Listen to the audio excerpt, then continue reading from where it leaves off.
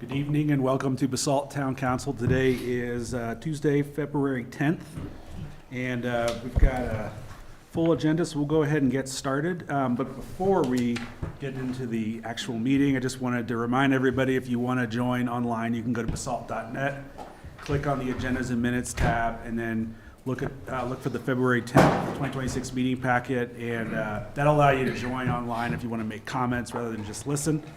So I will go ahead and call the meeting to order, and Pam, will you please call the roll? Happily, let us begin with Rick Stevens. Here. Hannah Berman. Here. Angel Dupré-Bouchard. Here. Ryan Slack. Here. David Knight. Here. Dieter Schindler. Here. And Angela Anderson. Here. Great. All the aces are in their places. All right. Thanks, Pam.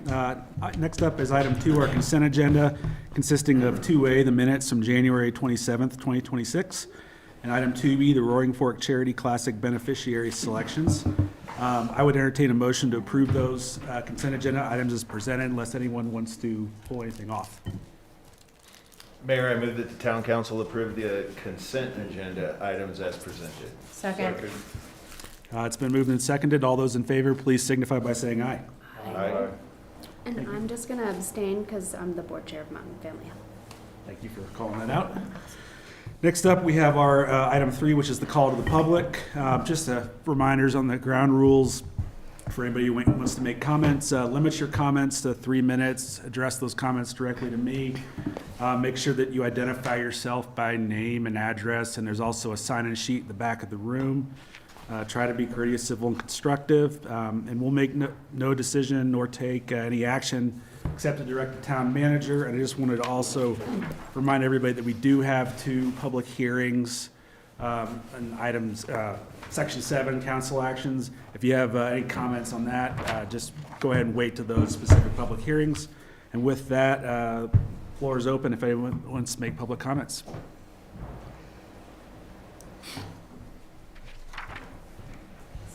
Yes. See, she knows. Not quite long enough. Okay. Yeah, sorry. That one might be better. Watch out, Doug.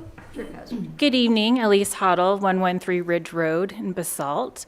I just came to say hello to the current council and announce my candidacy for the, 2026 election. So thank you very much. That's it. Good to see you, Elise. Thanks. Do we have anybody else in the room or online? Looks like not, so I will go ahead and move on to section 4, which is mayor and council reports and comments. So floor is open. I'll chime in. I know folks in Basalt are watching what's happening in our country right now, and some are concerned, some are energized. Some of us are being asked to not believe what we're seeing, and everyone has their own politics, and that's okay. But I wanted to comment that what I have seen is chaos and cruelty and the killing of 2 Americans who are exercising their constitutional rights to peacefully protest and to speak freely. And people, including kids, have been taken out of their communities.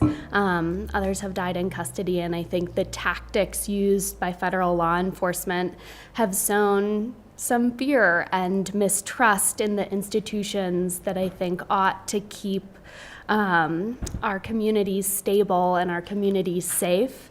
And it appears that a constitutional line has been crossed. I think in Basalt, the measure of a just society is how we protect the fundamental rights and dignity of every person, regardless of where any of us are born. And as a council member, I feel like I get to see the best of democracy. I see transparency, accountability, civility. I also get to see the value that immigrants and the kids of immigrants bring as a part of our community. I see that local government can get things done, and I see that people can have good relationships with each other, even if they're in disagreement. In Basalt, we have excellent law enforcement and first responders, some of whom are here serving our community and in the room today. And our law enforcement's mission is to do the right thing for the right reasons all of the time. I don't see this happening at a federal level, but I just wanted to reinforce that we have responsibility as community members to be good neighbors, to pay attention, to treat people with dignity and respect, and to speak up when our lines are crossed.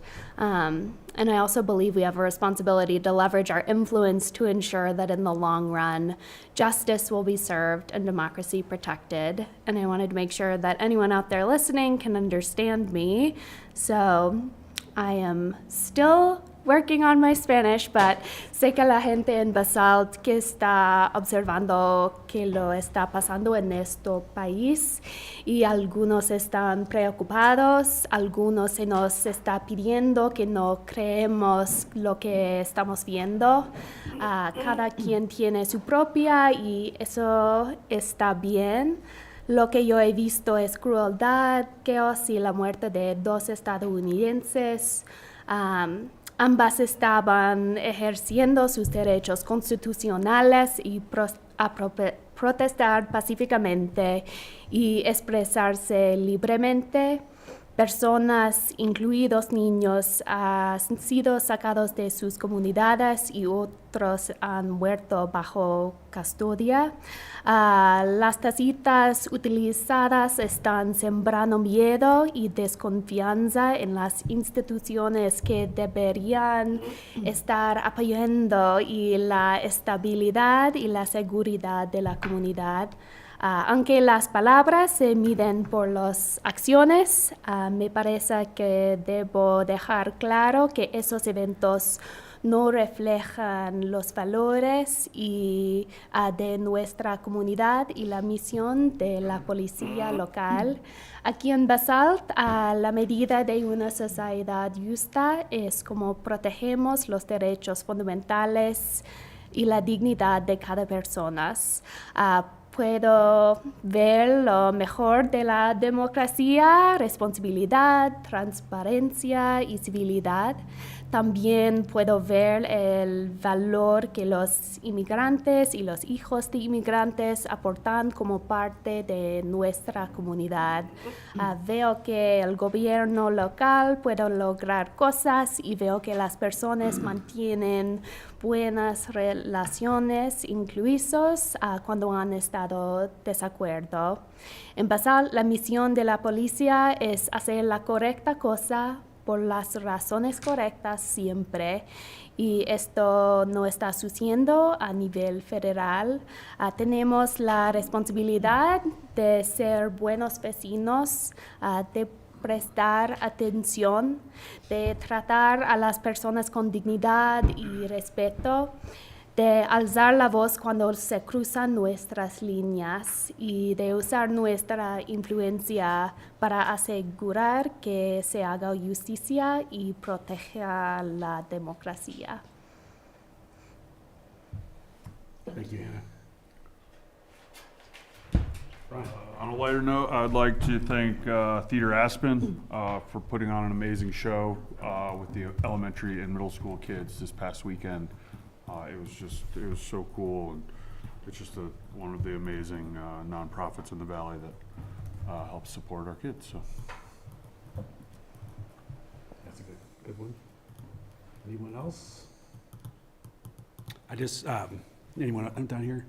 Go ahead.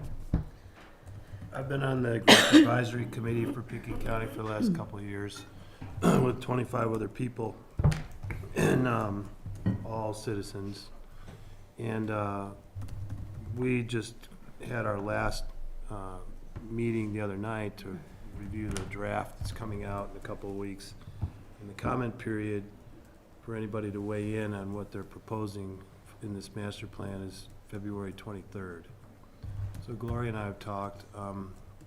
There's a group of us that are working. We've got different planners are being contacted by different agencies. One of the things that came up in the discussion Wednesday night was how much outreach had there been to adjacent municipalities and counties and fire districts, and there really apparently hasn't been much. The planners that I've talked to in the last few weeks have been contacted by metro districts and by HOAs to kind of review the plan. Woody Creek Caucus has been engaged all along. There's some interesting pieces and parts to it, especially as it relates to housing, where they talk about community housing, which is a kind of a new way of looking at affordable, deed-restricted, attainable, employee, et cetera. But the fact of the matter is that it's aimed at a middle income and above workforce, and community housing being people that are considered to be more permanent in the community as opposed to transitory. So I think that's a pretty big difference between what we're looking at and what Pickens looking at. The other side of it is, on the land use side, is that they're looking at building code and building code codification to address electricity and all the other things that we're talking about in climate change. But the acknowledgement of what's coming down the pipeline in the upper end of the valley is not being really discussed. And I think at some level, it's a project that's siloed. The transportation committee that's been formed by Bennett and Hannett sits on it, hasn't really weighed in either, I don't think, unless it's been on the edges. So I've asked Gloria that if we can get involved in that and take a look at it here pretty quickly. It's pretty fundamental from the point of view of transit, housing, and a balanced economy. And their vision of a balanced economy is a little bit different from what I believe Basalt's is. So it's worth taking a look at. Public hearing process starts after the 23rd. I think it's March 3rd is the first committee meeting with P&Z. And then it's scheduled for the commissioners a few weeks after that first hearing with P&Z. So that's where we're at. I'm happy to bring back more information from these other guys that are looking at it. They're all well-known in the community as experienced planners, and they're a great resource if anybody wants to reach out. These guys have already read the 162 pages or whatever it is of this document. So it does have impacts to the lower valley and all the way to the I-70 corridor. What they're talking about, both good and bad, but definitely impacts. So anyway, that's my 2 cents. Thanks, Rick. Rick, have they released a draft of the There's a plan? draft, and And where can it be found? it's on the 2050 master plan agenda. I can get it to you guys. And it was in your Friday update, your email on Friday. Oh, the link. Yep, Yeah, the link. I did see that. Take a look at it. And we brought up, just as an aside, we did a little list of what we're looking at here between Elge Bell and the Pickett County line. There's 7 or 8 development applications that are in some phase of review or anticipated review or final review, which is another, we haven't seen that pace of development here in the Mid-Valley since Willits, so, in the tree farm. We're all wondering what's driving that, and I think we all know what's driving it, but getting to that point and being able to adjust to the next 20 years is going to be interesting. Thanks, Rick. Anyone else? So I just wanted to thank Hannah for her comments. Everyone's comments all the time are great, obviously, but in particular, this has been a topic I think that's weighed heavily on a lot of us.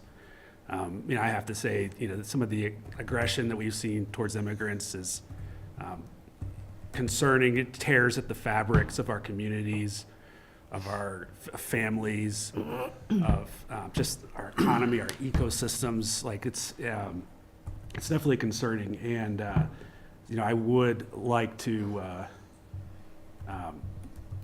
just say that it also, I think, it also kind of moves up what we consider acceptable and the norms that we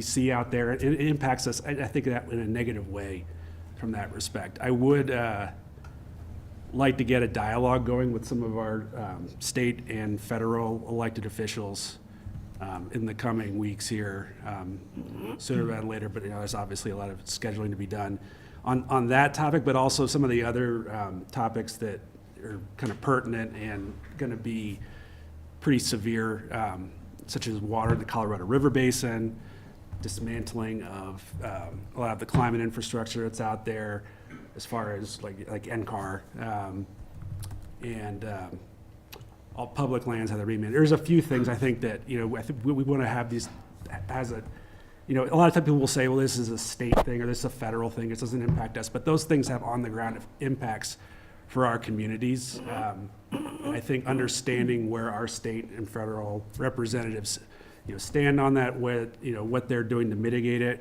where we can work together and have that dialogue going would be important. So if the rest of the council is amenable to it, I'd like to get, a letter to those folks to put together to get that dialogue going. Because I think it's important. I think, there are some unique circumstances to all this, to kind of say the least, that we need to take a little more action in a little broader way because of how it impacts our region and our community. So you guys be open to that? Seeing some nodding. Yes. All right. So Gloria, I'll probably work with you on putting something together, and then make sure we run that by folks. But yeah, appreciate you bringing it up, Hannah. Let's put my glasses back on so I can see. That's where I'm at. Manager's report, item 5. I don't have much for tonight, thanks. I'm preserving my voice. Okay. All right, moving right along. We have presentations, and item 6A is the Call of the Year Award, recognizing Sergeant Travis Still by Roaring Fork Fire Rescue Chief Scott Thompson. So everybody who needs to, come on up, and we can get more mics if necessary. I'm going to do all the talking. Okay. We get to celebrate tonight. The firefighters and the police officers saved a life in June in the town of Basalt. Last month we did our award ceremony, and unfortunately Sergeant Still was not available, and neither was Battalion Chief Jason Hutter. I'm sorry, I almost say Jason Smith. But I want to recognize both of them in front of the council. How we do the Call of the Award, it's decisive actions, teamwork, and clinical excellence directly contributing to a life saved. So like I said, this happened in June 20th, 2025, when our 911 center received a call from the patient that he'd received a traumatic injury at an industrial site here in the town of Basalt. The caller was injured, and he reported that he had cut an artery, and blood was spurting from him. Sorry. Roaring Fork paramedics and Sergeant Still were dispatched. Upon arrival, they encountered a patient with severe arterial bleeding, and they immediately began initiation of life-saving care. They recognized the critical nature of the patient's injuries, and an additional paramedic ambulance and a battalion chief were requested for additional medical care. Crews worked seamlessly together with Sergeant Still to control the hemorrhage, applying 2 tourniquets on scene. Given the patient's condition, emergent transport was initiated en route to the hospital. And during more intervention, excuse me, they had to apply another tourniquet. The paramedics also administered a medication used to stabilize blood clots, prevent further blood loss. And they successfully stabilized the patient and transferred them to an awaiting trauma team. The patient ultimately required emergency surgery and was later discharged from the hospital, making a full recovery. So I'd like to congratulate Sergeant Still, Paramedic Tyler Yoder, EMT Terrence Leach, Lieutenant Paramedic James Dirks, EMT Jacob Cater, and Battalion Chief EMT Jason Hutter for the Call of the Year. Your actions absolutely saved a life, and thank you very much. Great job.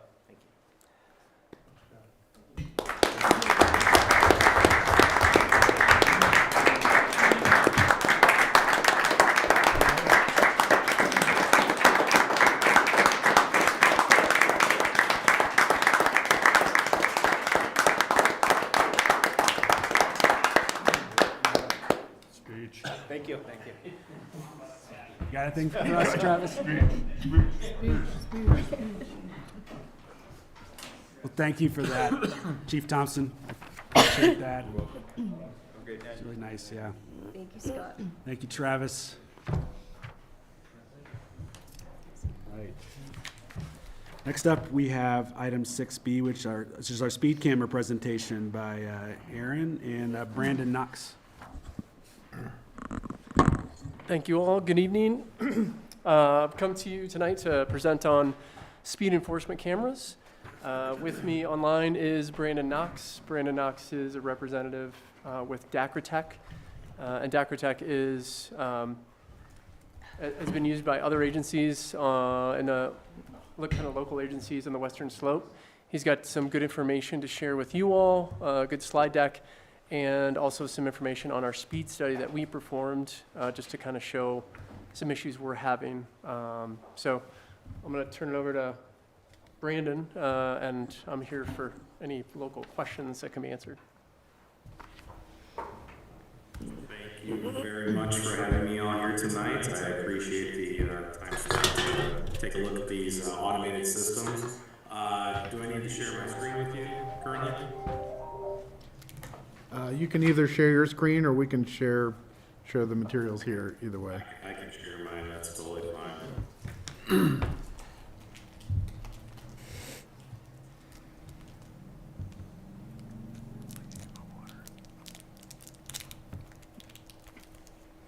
Alright, you can see everything on my screen there? Yes. We got it. Thank you. Thank you. All right, again, my name is Brandon Knox. I'm from Dacratech, just like Lieutenant said. We have a product called Speed Enforcer, like he said, is being used throughout the valley currently. A multitude of your neighboring towns, probably the closest one to the north is Linwood Springs. We have actually a third-party partnership with a company called Tapco that just acquired our partnering company TrafficLogix, who supplies the cameras. So you get kind of best of both worlds. Dacratech is a software solution that's heavily used throughout the Midwest. I'm based in Chicagoland. And then TrafficLogix is a leader in these traffic calming solutions, whether it's radar feedback signs, speed humps. But they also have these camera solutions that are used nationally as well as internationally. But besides that, I mean, the main thing, the reason why we're here tonight to kind of talk on this and why you had me come in was to kind of talk about this type of issue, which is driver behavior, people speeding. And as you can kind of see in this image, this person was doing 53 and a 25, and they were actually passing while school children were walking.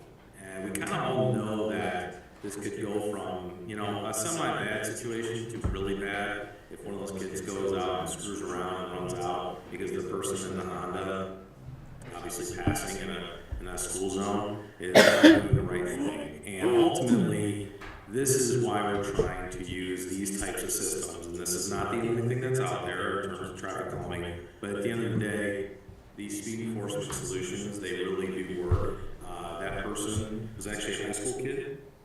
And ultimately, he was stopped at a traffic stop. He got a warning first through the system, and then he was actually stopped at a traffic stop about 2 weeks later, and they come to find out that they brought this up to him and had a nice conversation. And then luckily, the good thing is that he is fortunately never been seen on any cameras again speeding in these zones. So the good thing is that there is ways to communicate with people in a cordial manner and, you know, take this seriously with allowing the law enforcement agencies to do traffic safety. Kind of like what I said at first, there's not one main solution to traffic safety. There's no, like you kind of said, there's no magic bullet or silver bullet. First, it starts with signage. Signage is huge. The DOTs require all this signage. The next evolution is the radar feedback signs. You've probably worked with either All Traffic Solutions or TrafficLogix, Tapco, any of those companies. that supply these radar feedback signs to let people know, when they're speeding. Now again, of course, people kind of look at these and they say, okay, let's see how high a score we can get. But the cool thing is that those systems typically have analytical data that they're capturing, and they can give that back to law enforcement or the city itself to know that these areas that you're having speeding in, they can actually feed you the data back to you. So those are really nice solutions. The third level is kind of a speed enforcer type situation. You get into an automated solution where now you're giving out civil penalties and trying to grab people's attention and change behavior. And that's really where we're trying to kind of have those three layered approaches. But next level is, it goes to a traffic stop. Obviously, the lieutenant and his people are very good at doing that. I've been doing it probably for many, many years, but ultimately at the end of the day, it's going to be a very different conversation if they traffic or stop you on the road.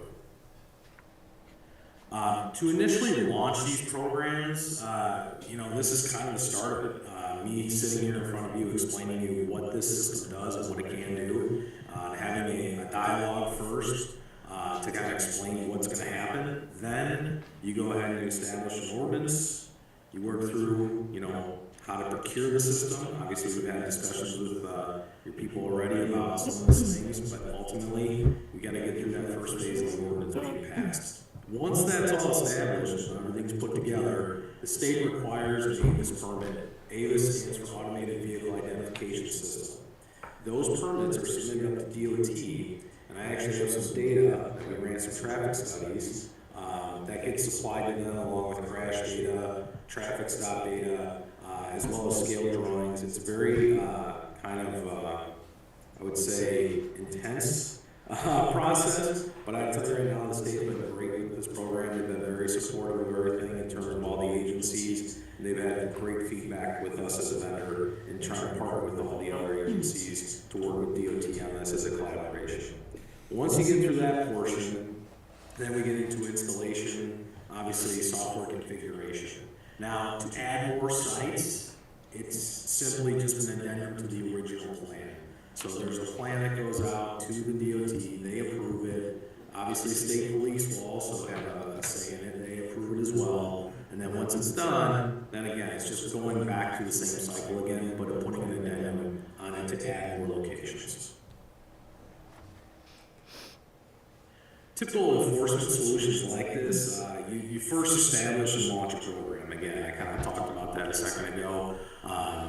Once that's all done and you get through the permitting and everything's all in place, we work with your public works, make sure that permits are pulled to do, whether they're site construction or attaching these to existing structures, that gets done.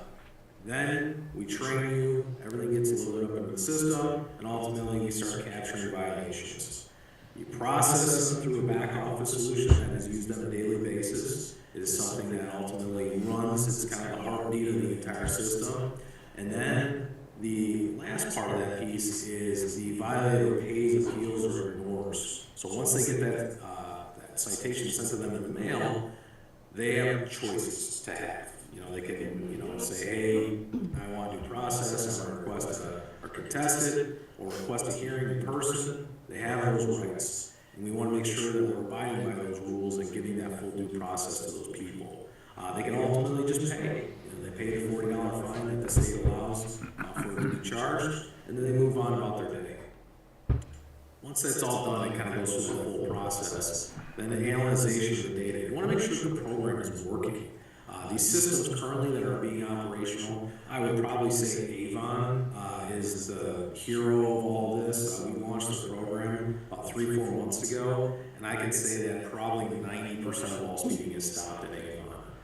With the condition with the radar feedback signs, their signage, as well as these automated solutions. So they've had a really, really great story to talk about, and they're very open to speaking with other communities such as yourself that are looking into systems like this. These are what some of the solutions look like. Mountain View, Colorado being one of the first ones in that's greater Denver area. But they ultimately have just a solar solution. There's solar and there's AC hardwired. There's night vision IR color images that come through. You get a mount of 10 to 14 feet in the air, and then they're operational -40 to 140 degrees. These have been battle tested in places like Ecuador, India, all the way up to Newfoundland, Canada.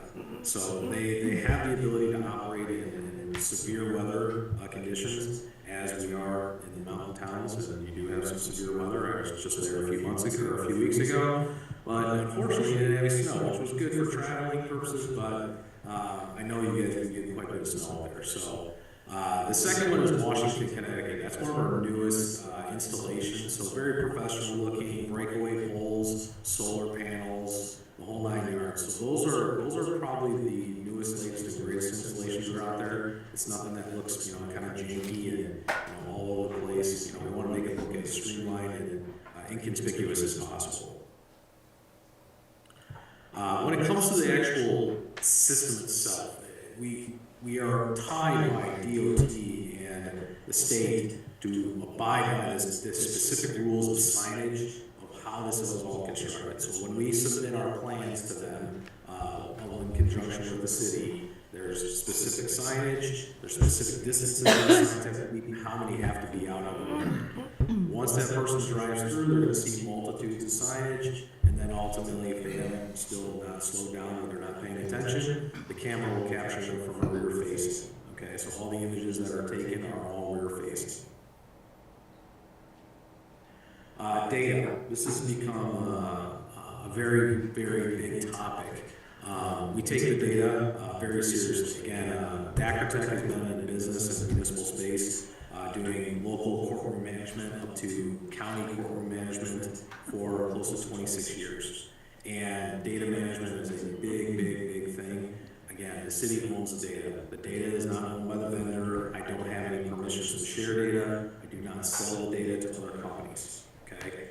In my contract, I am bound by those. We have those in our master service agreements. The other big piece is that we use inlets, which is a 50-state repository, to pull registered owner information. So when people are getting these in the mail, that's how we get the registered owner information. Inlets hold this to a very, very high standard as well, along with CGIS and SOC 2 compliance. So again, data is huge in this arena, and we want to make sure that we're abiding by all the rules and the regulations that are set by our state as well as federal levels. Just a quick question. What is the data retention policy as far as how long, duration? Currently, they're kind of vague on it with these ASC systems. Most of the systems that we've seen in Colorado so far, right now on a trial basis, most of them are looking to hold on to it for at least a year. That's for anything that's gone through its whole due process. If there's anything that's open and is open debt or anything like that, they're still holding on to it and going down other matters such as collections. So they're using the power of the due process to run through, and then they eventually get the collections based on their state statutes. Great, thanks. And then we kind of go into the actual processing of these citations. It's kind of done in 3 easy steps. We streamline the software as much as possible, but again, there's still a human element that has to be involved in this, because if you don't have a human element, then the system is ultimately not going to work. So in step 1, we're confirming violations. It's actually Dacrotech employees, most of them, actually all of them, are all retired law enforcement. They are just looking at the individual violations. They're making sure the plates are correct, the images are not blurry.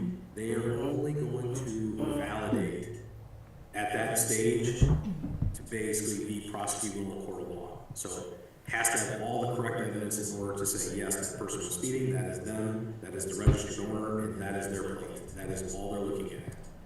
Secondarily, step 2 is taking an action. Again, another human element comes in. This is where the officers now are looking at this, and they're saying, okay, I want to take an action, meaning sending a citation, a warning, or doing a rejection. Okay? Then it goes back to Dacrotech again on our end in step 3 of sending the notices. That goes through our mailing houses. They're actually stationed in Colorado, so it's kind of a nice segue into us working kind of locally with some of your businesses. But the cool thing is that the mailing houses take care of all the mailings. The city is not responsible for sending those out. We'll kind of dive into the software just a little bit. This is one of the views. This is step 1 of again, the validation aspect of it, and confirming the violation. They come up with these card views, and ultimately our processors are using, we call it a dual OCR, optical character recognition. All it is it's basically a piece of the software that reads the license plates not only from the camera side, but also from the internal software side, and it makes sure that those license plates are correct. The reason we want to make sure they're correct is because if they're not, then they're voided tickets and they can't be sent out. So we make sure we take that very seriously. It'll also even pull in the automation of the make, model, and color and the state. The camera location as well as time, date, and stamp is required, the speed over limit, and then ultimately there is some other features in the back part of the system that allows us to understand like how many times people have gotten violations in the past. That is transparent and is given to you as another feature to understand that maybe we need to take a different course of action. This is what it looks like in step 2. Now we're starting to look at, again, you have your make, model, color, license plate, the speed they were over, the fine amount, then on the right-hand side is the who, what, when, where, is basically who it was, and again, these violations are sent to the registered owner. That's per state statute, okay? It's not going to the individual person. I don't know who's in the vehicle, and neither does the law enforcement agency. But those only go to the actual registered owner. At this point in time, again, you're just taking an action. You're either creating a citation, a warning, or rejecting. In the first 30 days, as an agency, you're bound. You can only send warnings, okay? So, and that's a big piece of it because, again, that's where we see the biggest drop-off, the biggest behavior changes actually during the warning period and the setup of the cameras, because people are then now aware of, like, okay, we know that it's not okay to speed through this town, and we're fully aware, and we get a warning, perfect. That means, like, yeah, okay, you got me, let's make sure we are paying attention when we're driving through the town of Basalt. These are what the notices look like. The first one is City of Dublin, that's in Ohio. They do a warning-only program. We're very nice about that. They have a whole dedicated website called Slow Down Dublin. You can even scan that QR code on the little notices there. It actually works. But this is what the warning notices look like. They look very similar to a citation that is in the middle, which is Mountain View. And as you can see, they have a $40 citation. They have the still shots and images, and then they have the evidence package that goes all with it. So it's time, date, stamp, location, how fast they're going, miles per hour, and then it also has a QR code on here, which is also important, which takes you to the Citizen Portal, which is a forward-facing URL on your website that allows people to pay and contest and appeal and request hearings. So that entire thing is forward-facing the community, and then on the backside of these violations, it gives all the rules and statutes and regulations of how, when, where they can actually go and take care of this and their next course of action. Citizen Portal, again, can be accessed directly through phones, through your laptops, desktops. There's contesting forms, it's all digital. So again, the biggest thing is most people are asking is, they want to get on the digital formats. But again, we also want to be flexible. So there might be a phone number that they might be able to call in if they want to request a hearing, if it's an elderly person disabled. We want to be flexible. The system will allow people to have their day in court if they want it. Or if they just want to call in and make a payment, send in payments, things of that nature. This is one of the, now I'm going to kind of talk about some of the behavior changes that, I saw when we first launched some of these programs. This is actually in Connecticut. This is one of our, probably our biggest wins. This community had a really, really large speeding problem. They had a lot of fatality crashes and a lot of issues on one of their corridors, which is actually the historic Route 66. And the name Middletown, legitimately, they're in the middle of the state. So they're a transitory town where people are flying through all the time. And during the warning period, this person was speeding, got seen a total of 21 times speeding. And they were warned multiple times. And you can see some of these speeding events were 20, 28, 26, 27 miles over the speed limit.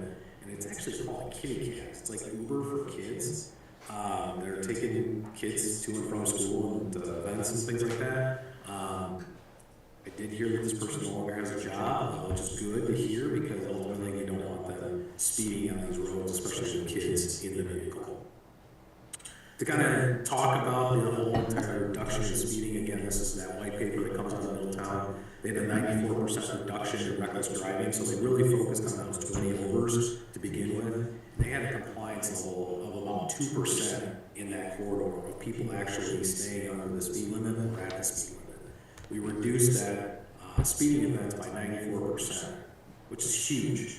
So now they're starting to actually move down the thresholds of their speeding, and they're moving around the system into other areas such as schools and things of that nature. But that was a huge drop. And the funny thing is that I'm not even showing the warning period. In the warning period, I think it dropped almost 60% just in the warning period alone.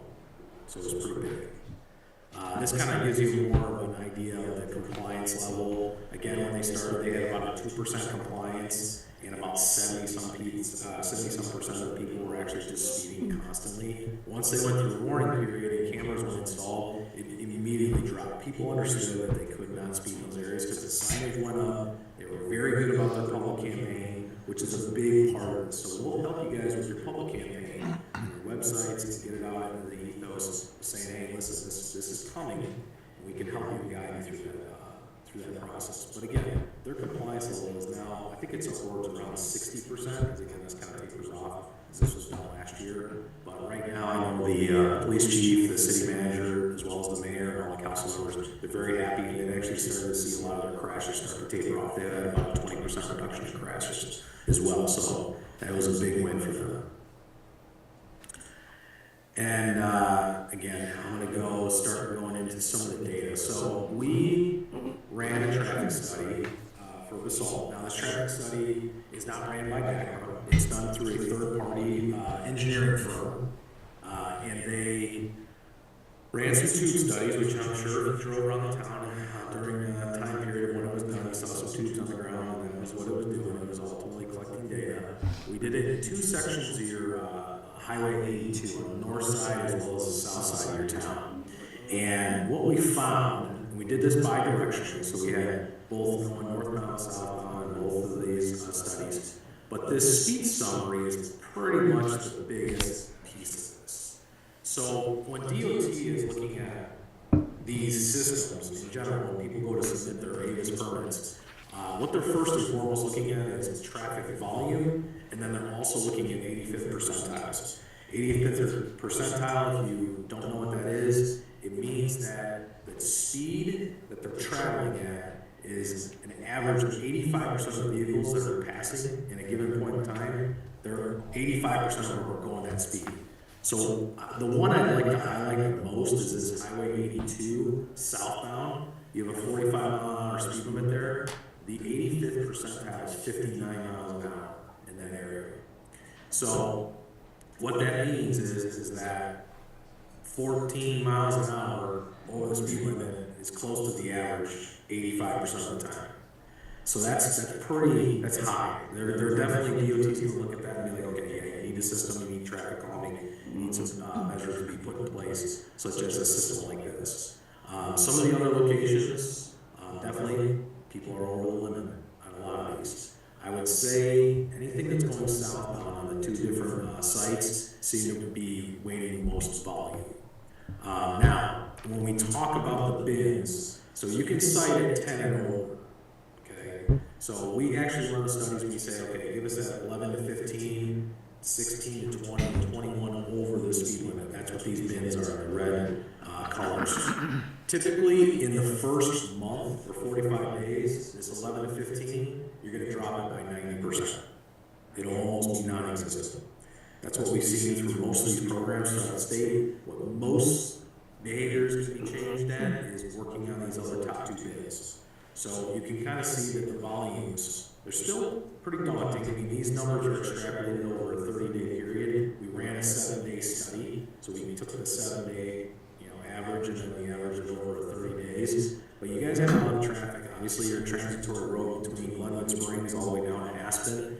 So I'm very familiar with the area. But the thing is that ultimately at the end of the day is trying to tamper down these top tier speeds and try to focus on those to change that behavior. And that's really what we're goal oriented for.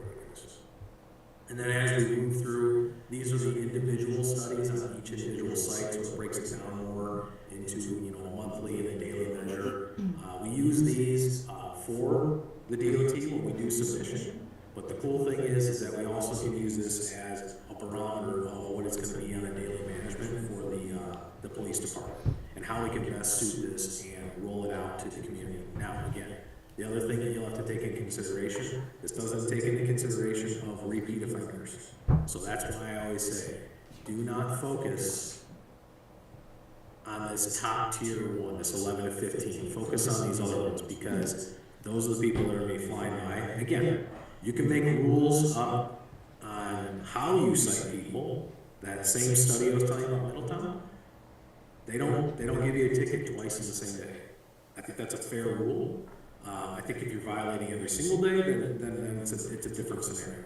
But they have rules in there where, you know, people are flying back and forth between work. They did not cite them twice in the same day. So those are other ways you can do this. It's not always has to be a hammer to get everybody's attention. You get people's attention by being kind about it, but ultimately being firm about that it's not okay and holding people accountable.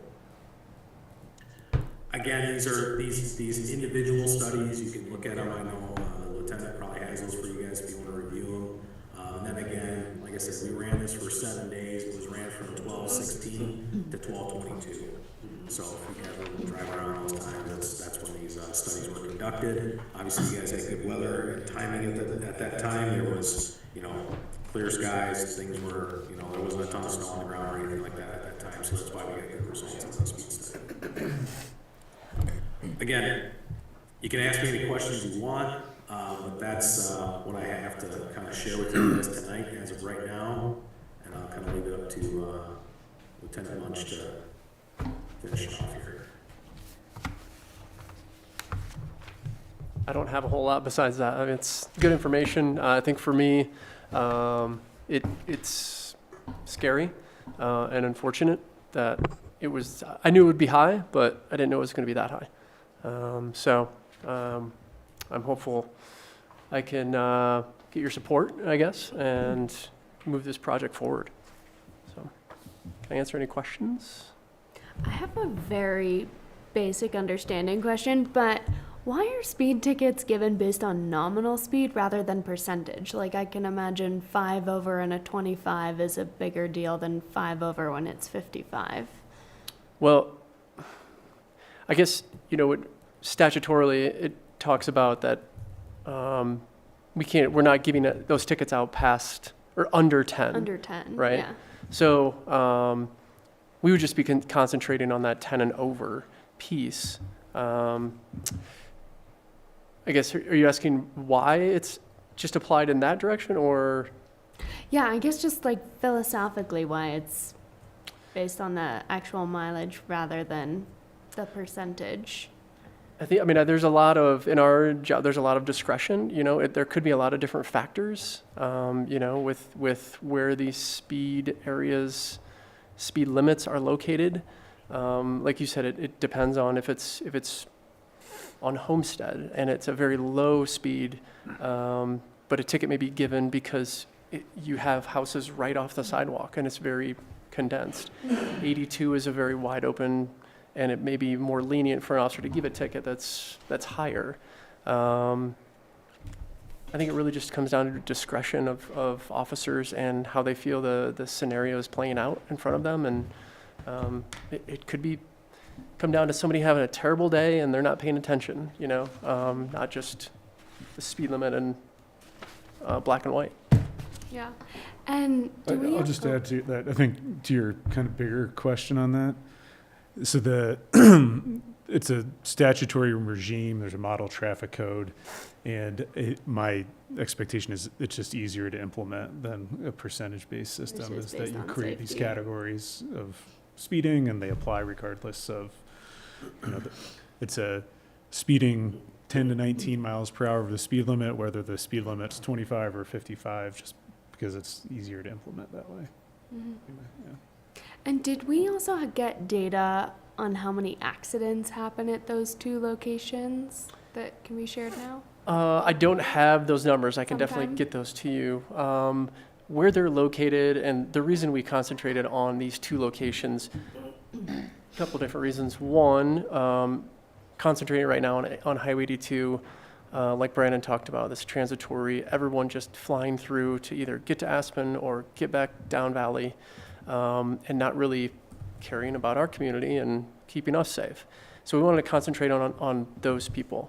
The other part is in those areas, and I've kind of seen it firsthand living in Glenwood, how much traffic has slowed down well before the camera and well after the camera, and trying to affect multiple intersections in both of those areas.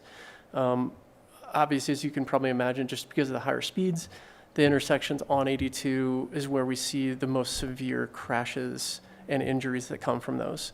So again, just really trying to affect those intersections and entrance and exit to town on both sides, and that's where we kind of concentrated on the speed study. Thanks. I can get you those numbers. It would take a little bit to go through those, but we get a lot of crashes, but I could filter through and get some of those numbers. Like ballpark at some point would Yeah. be interesting. For sure, yeah.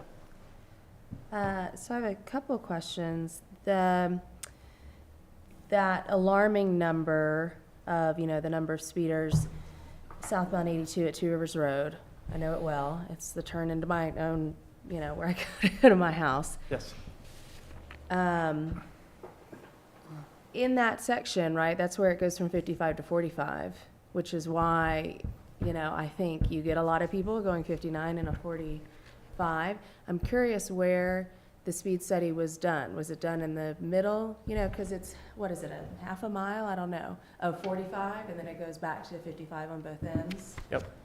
Was the speed study done in the middle or at It the was end, it was the Aspen side of East Two Rivers intersection.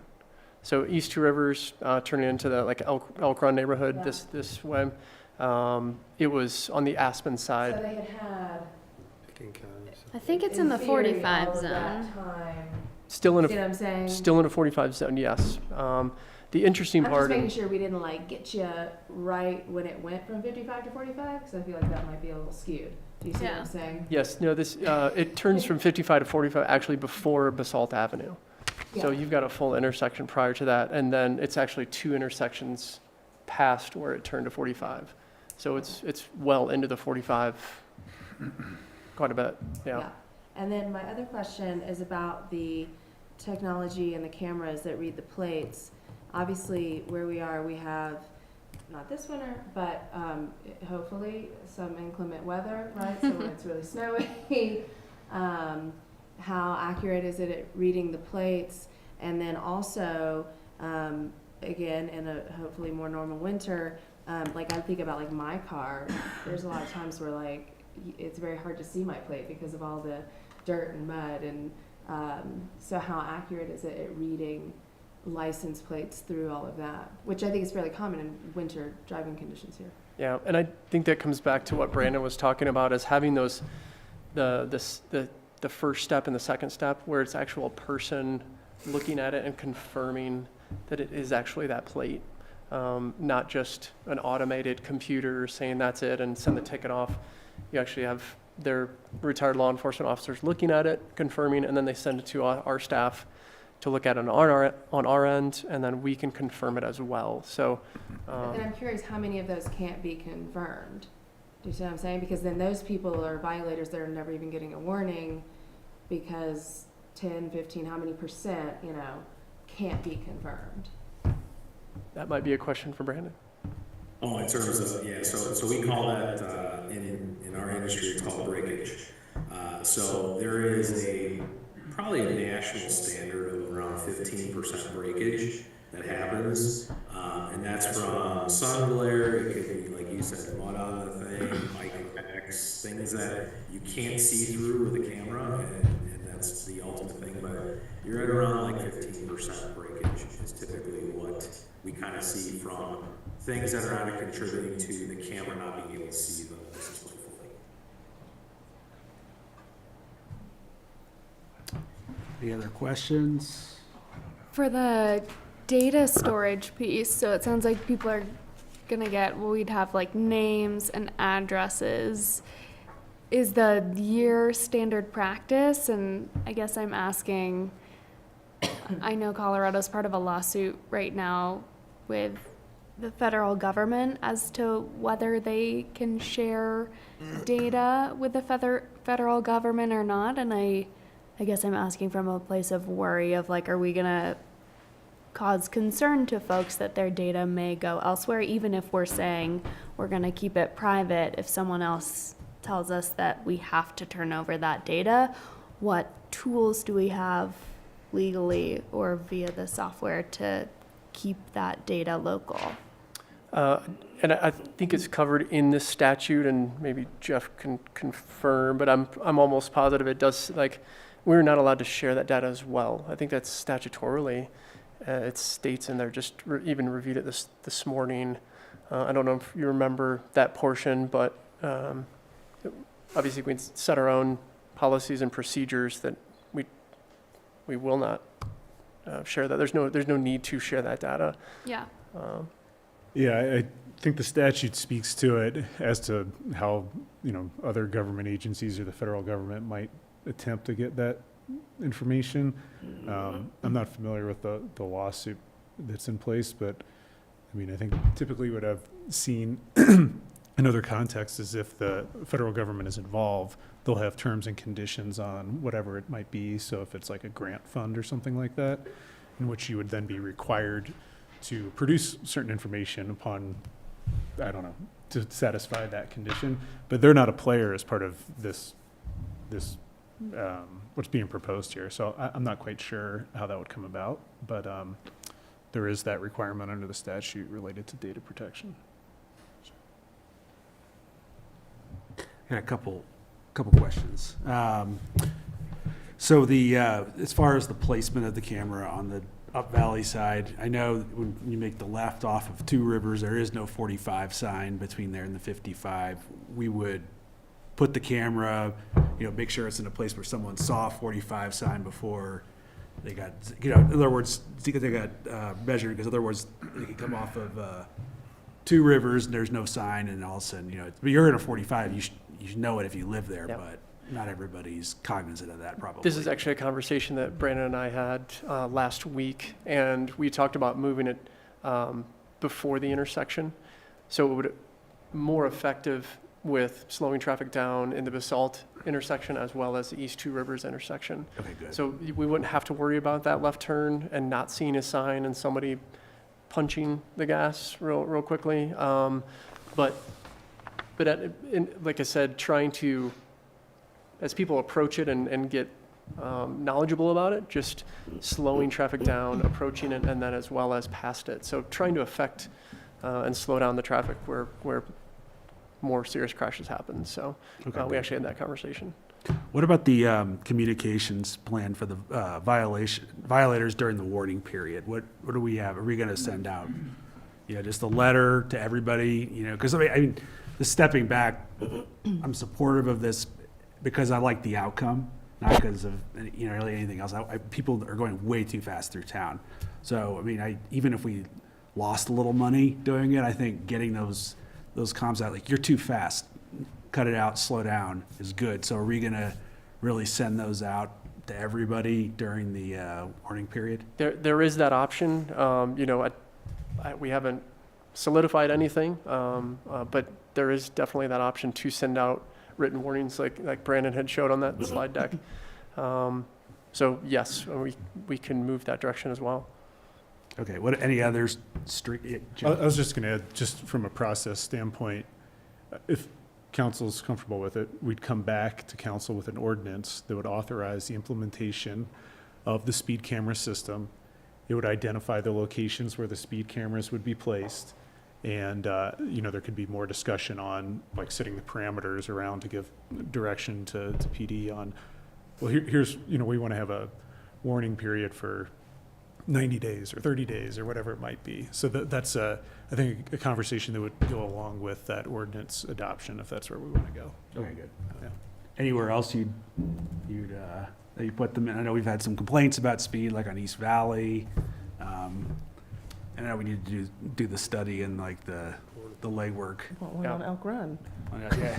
I mean, we see, East Valley. especially by your house Just there. right there at my stop sign, Aaron. Yeah, I mean, there's homestead. I mean, Eric, we've gotten, a lot of comments over the last year about that. And, some data really shows, if not a lot of speeders, a few crazy high ones. So, meaning like, 20 or something over. There's some high numbers. Yeah. I don't know if you guys have had any thoughts about that. We have had thoughts about it. We're working with Public Works, and big thanks to Justin on our speed, kind of our own speed study camera, using that in different areas and collecting that data. I think the nice thing is also if these cameras are implemented in these areas, it frees up our patrol to get to these other areas as well. One more option for us to be in those areas more often, instead of in these high volume traffic areas that we know are problems for sure. So yes, we have thought about it. I think we'd like to start somewhere first and then see how successful we can be and see what the data shows us as we collect more information. Yeah. Cool. Yeah, freeing you all up to do other things besides sit out on 82 is a huge benefit. I'm sure Yeah, your folks will appreciate it too. for sure. Just, I think Jeff's comment about how you roll this out is, when we worked on different programs in private subdivisions with cameras like this, license plate readers, most of it was security-based, but education, engineering, and enforcement were the 3 E's that we always looked at in terms of how to roll it out. And then you've already mentioned an engineering thing of moving the sign back, to allow for people to have that warning. The other thing is as we have CDOT, Eagle, Pitkin, Basalt, Carbondale, Glenwood, Snowmass Village. We have multiple jurisdictions. Are these guys all connected in the same way so that this tracks movements? I mean, there's a huge discussion going on right now about transportation in the corridor. I had to drive home at 5 o'clock from Carbondale today, and to me, it gets more intense every day. The other thing, too, that we had to deal with is the perception there was a speeding problem when the reality was that it hadn't hit the tipping point of being a speeding problem until you had the data. 85% is a higher percentage to get to before you take action. So is there a potential to look at that and say, hey, if we have a 60% incident rate of over 55 in the 10 to 15 mile an hour zone, is it appropriate to take another look? Or do we have to wait until it hits a number that isn't consistent in the community before you start looking at it? So just the other issue I had with the ones we've installed is that there's no alert in the system where someone is really going 70 miles an hour. You have to go through 24 hours of 48 hours of whatever, viewing to find that person. And I just wonder if Brandon can answer that as in terms of, okay, here's a red flag right here. This guy's already hit it. Within, is there an alert that, tells you? Like a real-time alert? Real time, or at least the ability to go back through and look at 12 hours of data and 5,000 car trips and see, when the person's exceeded that. You wouldn't want to look at 5,000 cars, you'd want to look at 200. So that was the other problem we ran into. Yeah, I can get to that. So there is, if you remember, I was talking about the analytics report, reporting features. There is a piece called Top 5 Violators. I know Glenwood Springs uses this, I know Vale uses this, like Avon uses this. It is the ability to see the most egregious speeders, the repeat offenders, and then ultimately what it does is we use predictive analytics to say, okay, flag these people, when are the best times in 15-minute increments for a squad to ultimately go out there and sit. So it is using the data in a way to give you guys more proactive and police approach to it. But again, it is cameras sitting out there, but we want to make sure that the data goes to the right place at the right time. And I believe that list is something that you're probably looking for. Does that help? Yeah. Hopefully, okay. I think the engineering component's really important too. You know, that once you get past the process of talking to people about what you're doing, looking at our own systems and seeing what is major arterial and what's a state highway and all those other qualifiers in the planning process. Apparently East Valley has turned into a real differently described route than it was initially.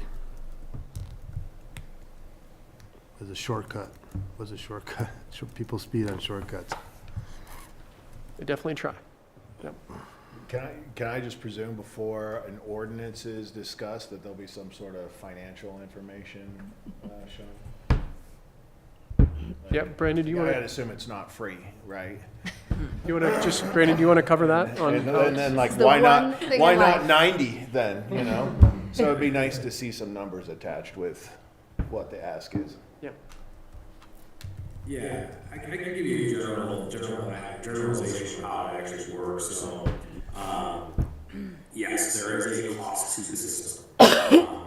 First and foremost being the cameras itself. There is no upfront cost, so there's no CapEx expenditure to the city to do the installation of the cameras. They're done on a lease, okay? And that lease is what pays for all the ongoing maintenance and things like that. Then we have services that are tied to the individual pieces, so like the mailings, the inlands, lookups, the processing, the court case management, as well as, payments. So all of those kinds of things are tied into one piece. And ultimately, the biggest thing we changed over the last year, which is we just are actually rolling this out every town now, is cost neutrality. So yes, there is a cost to it, but we will never bill you over and above what the city takes in from a collection standpoint. So you will never owe money to DACA, is what I would say. There is a cost, but you will never be on the hook to owe us hundreds of thousands of dollars for citations that are sent out that are never paid.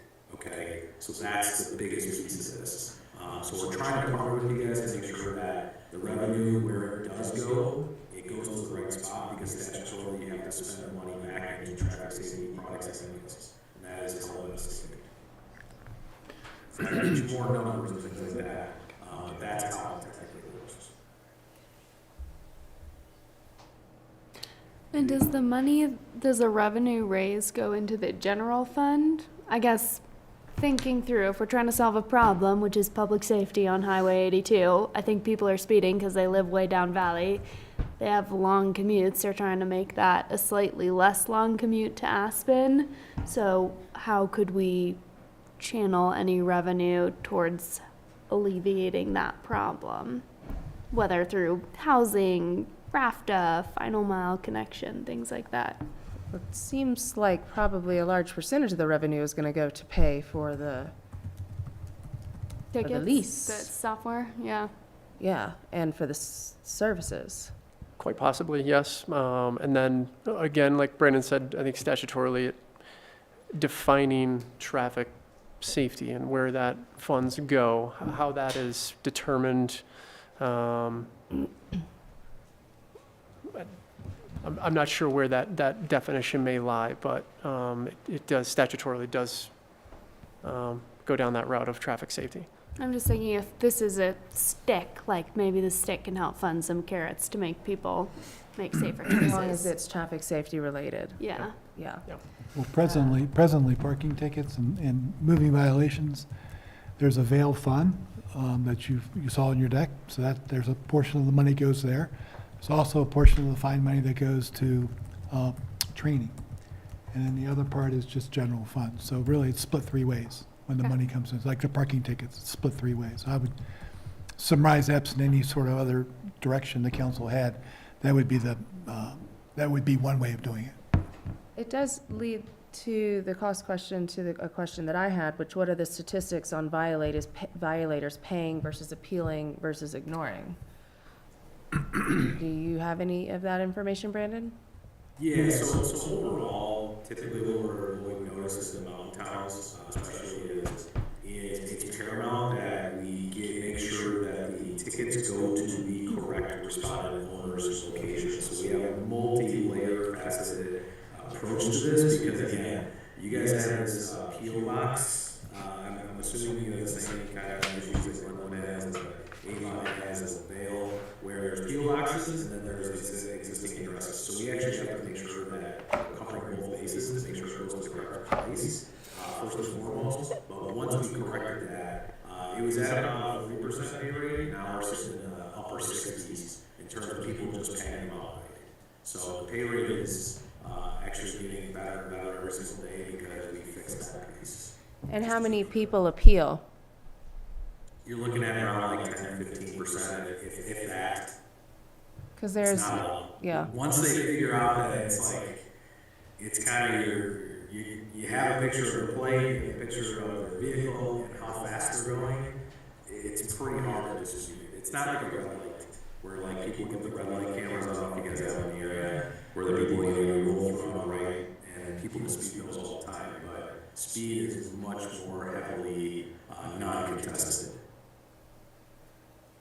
So I think suffice to say, when you guys come back with an ordinance, we should see like kind of the financial model and be a pro forma of what, with all these variables, what that would look like, just so we have a sense of what this is gonna look like. I know we're getting short on time too. Yeah, there'd be the ordinance to authorize the safety camera system by amending the code and creating the ability to put the speed cameras at the certain locations. And then there'd also be a contract to, this lease agreement arrangement with these guys to actually then, once you have the authority in the code, to then actually do it, to implement it through that contract. So could we get any of the statistics that we're kind of alluding to right now, just so we kind of see that, what the breakage and all that kind of stuff, just so we have that sense of what the overall picture is going to look like in conjunction with the contract. Do you like that all together, or? Yeah, when you come back, like Okay. this part of the presentation. So staff is directed to bring the ordinance, but with the financial, Yeah. background and all of that, does that? I think that would be good. Okay. Yeah, because it can probably all be done in one sitting. Right. Oh, okay, now we see this, it makes sense, let's pass it. Yeah. You know what I mean? Great. So, All right. Anybody else? Any other questions, comments? Thank you both. Appreciate the time. Thank you. Thank you, appreciate that as well. Thank you, Brandon. Take care. All right, next up is item 6C, which is our youth empowerment programming corner store concept with Anna Feiss and Ryan Honey. Hi, guys. Hey, thanks for your patience. I think we know most of you. Anna Feiss, Education Manager at TACA. Ryan Honey, Executive Director. So we are here to talk to you all again about a youth space in Willits. You hopefully will remember we brought this to you all this fall and got some great feedback, have had some great follow-up conversations. And really what we're going to show you today is just a little bit of additional detail to the overall plan, and then what we're kind of thinking and hoping for in terms of next steps from you all. So if we could pull up that deck. No worries. And we'll just jump down to slide 5 right away. The first few slides you saw previously, it's the background of what the space is, Page what the need 53 of the is. packet. Yeah, page 53 in your packet. And by the way, I'm not a speeder and she is a speeder. Training notes. Yes, yes. I've learned some things. Important takeaways for me. So we can go down to 50. Which is it? 56. 56, yeah. So 56, just to remind you all of what the model we're proposing here. So this is for that space on East Valley Road, owned by the town of Basalt. This is a youth space that's the center of both our arts education programming and then a variety of other youth programming provided by local youth-serving nonprofits in the valley. The vision is really a centralized collaborative hub. So it's a place where kids can go after school, out of school time. They can engage in programs. They can also have time for free space, homework, hang out, stare at the wall. We don't really care. But a place that's safe, that has fun built-in activity, and then also has some programming where they might say, oh, hey, I want to try out theater, or hey, I want to learn about this Aspen Science Center, whatever it might be. We've listed a few things here. again, that are ready to launch opportunities. This will, shift as we think about the specific timing, but just reiterating that, from the day the doors open, we will have programs that can move over there starting that day. And then if we pop to the next slide, what we have been doing is talking to just a few of other nonprofits that we collaborate with regularly, that we know. And in those initial conversations, folks have gotten really, really excited about things that they are already doing that they could do, and again, do on like day one, week one, bring over to this space for the Basalt community. So these are things that are either not happening in Basalt right now or are happening piecemeal or on an irregular schedule, ways that they want to scale their programs and so on. So this is a sample week during school year. QR code takes you to a full spreadsheet if you want to see it bigger, although it's pretty big right here. And then the next week is a sample week during the summer. So you can see we've just kind of adjusted for what's going on in a kid's day-to-day, and a few initial examples of folks we know that would be eager to and willing to program. And then if we flip to the next slide quickly, I'll just mention that this is our list of initial, again, preferred programming partners, people we already collaborate with, we have a working relationship with, we know would be psyched on engaging in this space, and this would just continue to grow. But these are the people that, when we're scheduling out a couple months in advance, the call would go to say, hey, pick some dates, pick some times, drop in what you want to do in this space on that schedule, and yeah, it'll continue to grow as we do more and other folks get excited about the space. So I think I'll take over on the numbers, so we can skip ahead, James, if you want to keep going, and I'll tell you when to stop. We want to get to the first spreadsheet. Right there. So you've seen this before. This is our 5-year plan. We presented to you in the fall. We mapped out 5 years of running the space. Roughly, you lose around $120,000 a year on running it, which for our projections of the number of kids we could serve is a total bargain, and to cause prepared to take that on in future years once we get off the ground. So next slide, which you've also seen, this is our estimated infrastructure costs.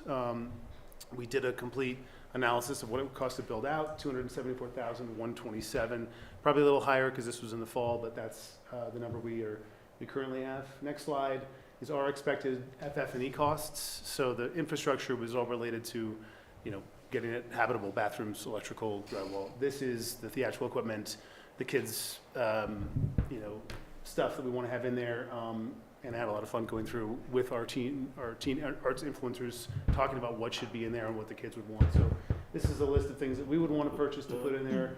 And then the next slide. So this is what we're talking about with you all. Is the request to you all is twofold. One is obviously the space.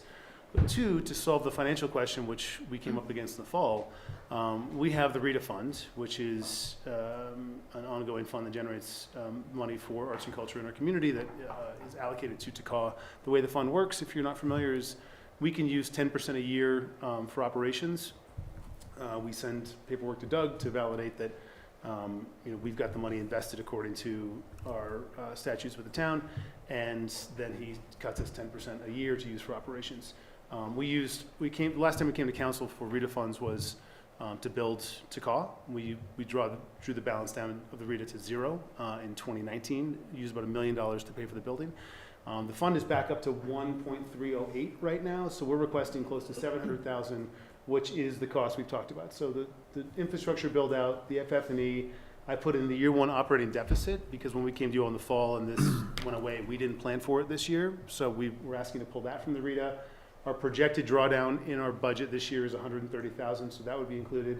And then a contingency, and it's actually 15% contingency. We had an updated number, but so that gets us to the $695 number that we'd be requesting. In the last 2 years, the RITA has generated close to, actually more than $600,000. So we expect in a couple of years the RITA would be sort of back up to where it is now and continue to grow to set the table for us to use that for future developments. But this is exactly what the RITA was imagined to be used for, is capital projects or programming opportunities that come up, and this is both. So the ask of you all would be to give us a lease for the space and allow us to access the RITA funds above and beyond our normal RETA usage so that we could make this happen quickly. And you can go to the last slide, I think, if you want to. Keep going. Yeah, that's just the floor plan there. So that's sort of the update from us, and we're ready for any questions you have. Great, thank you. That's concise and I think pretty informative. Anybody have any questions? I know there are probably some. So just to make sure I'm understanding correctly, as opposed to the previous ask, y'all obviously, so the ask is obviously the lease of the space for free. That's the assumption.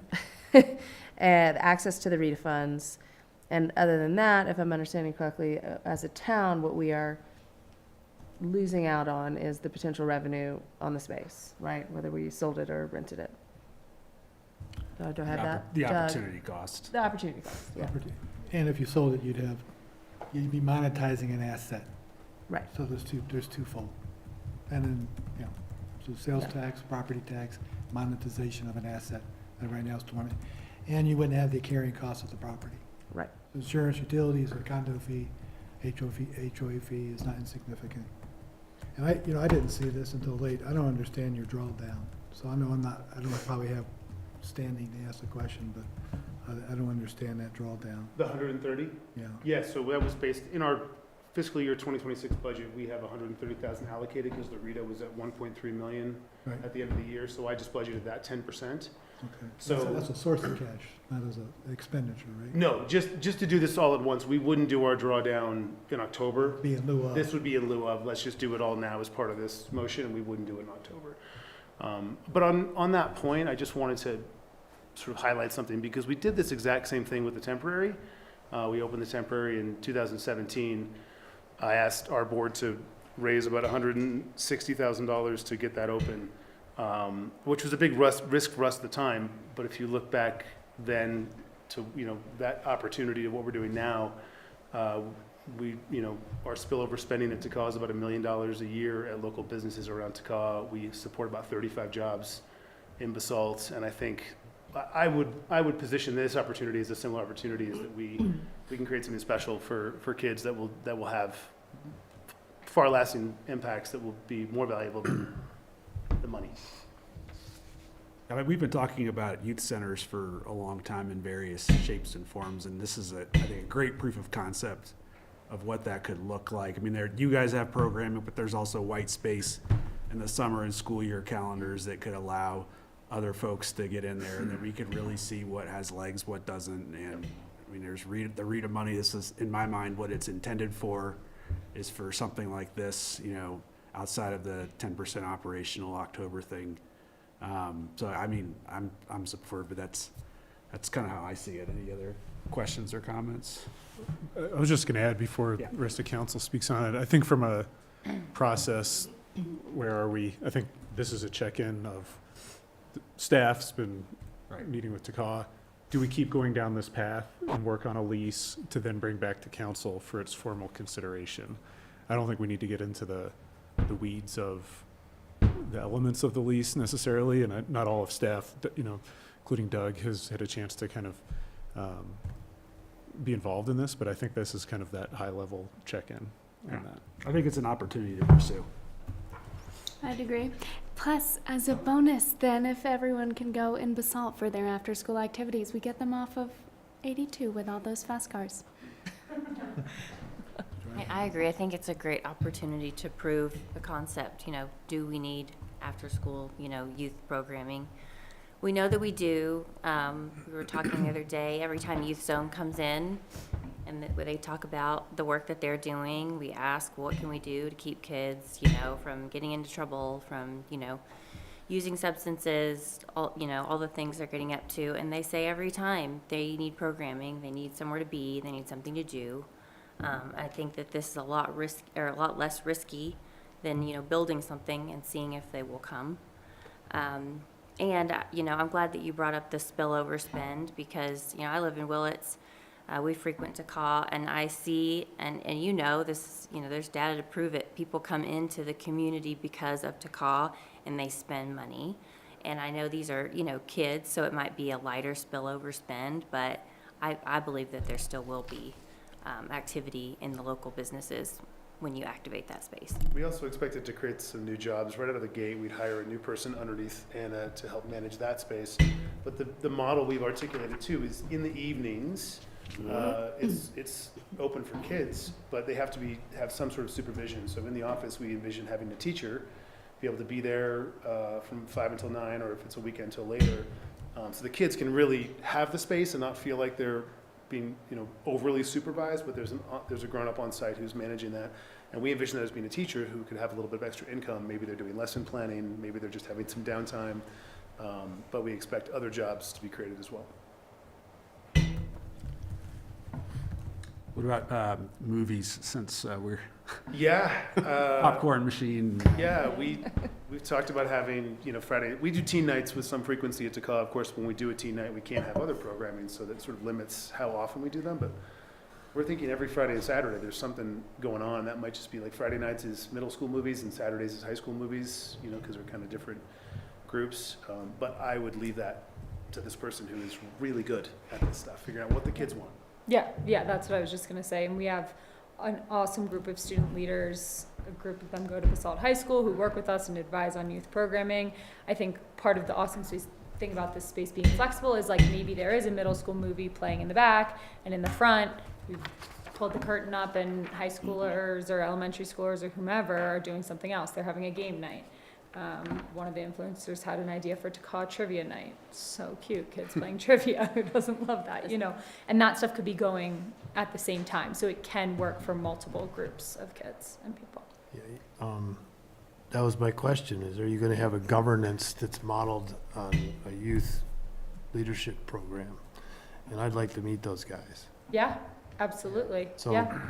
next time we talk, bring them in, and I'd like to look them in the eye and challenge them to build a sustainable opportunity. Kayla was here last time Yeah. we presented, and she is not afraid to look you in the eye and tell you what should be happening. So we'll bring Yeah. None of them were actually Yeah. available tonight, unfortunately, because we would much rather have the kids talking for themselves. But Yeah. And I think your partners too, should express either in a letter or showing up that they're asking for programs at Youth Zone, but there's other providers in that list that have programs beyond programs up and down the valley. So maybe their experience could help lead the way as well. The Aspen Valley Ski Club has 2,300 kids right now, and I'm sure they have a pretty good handle on what programs are out there, summer, winter, all the seasons.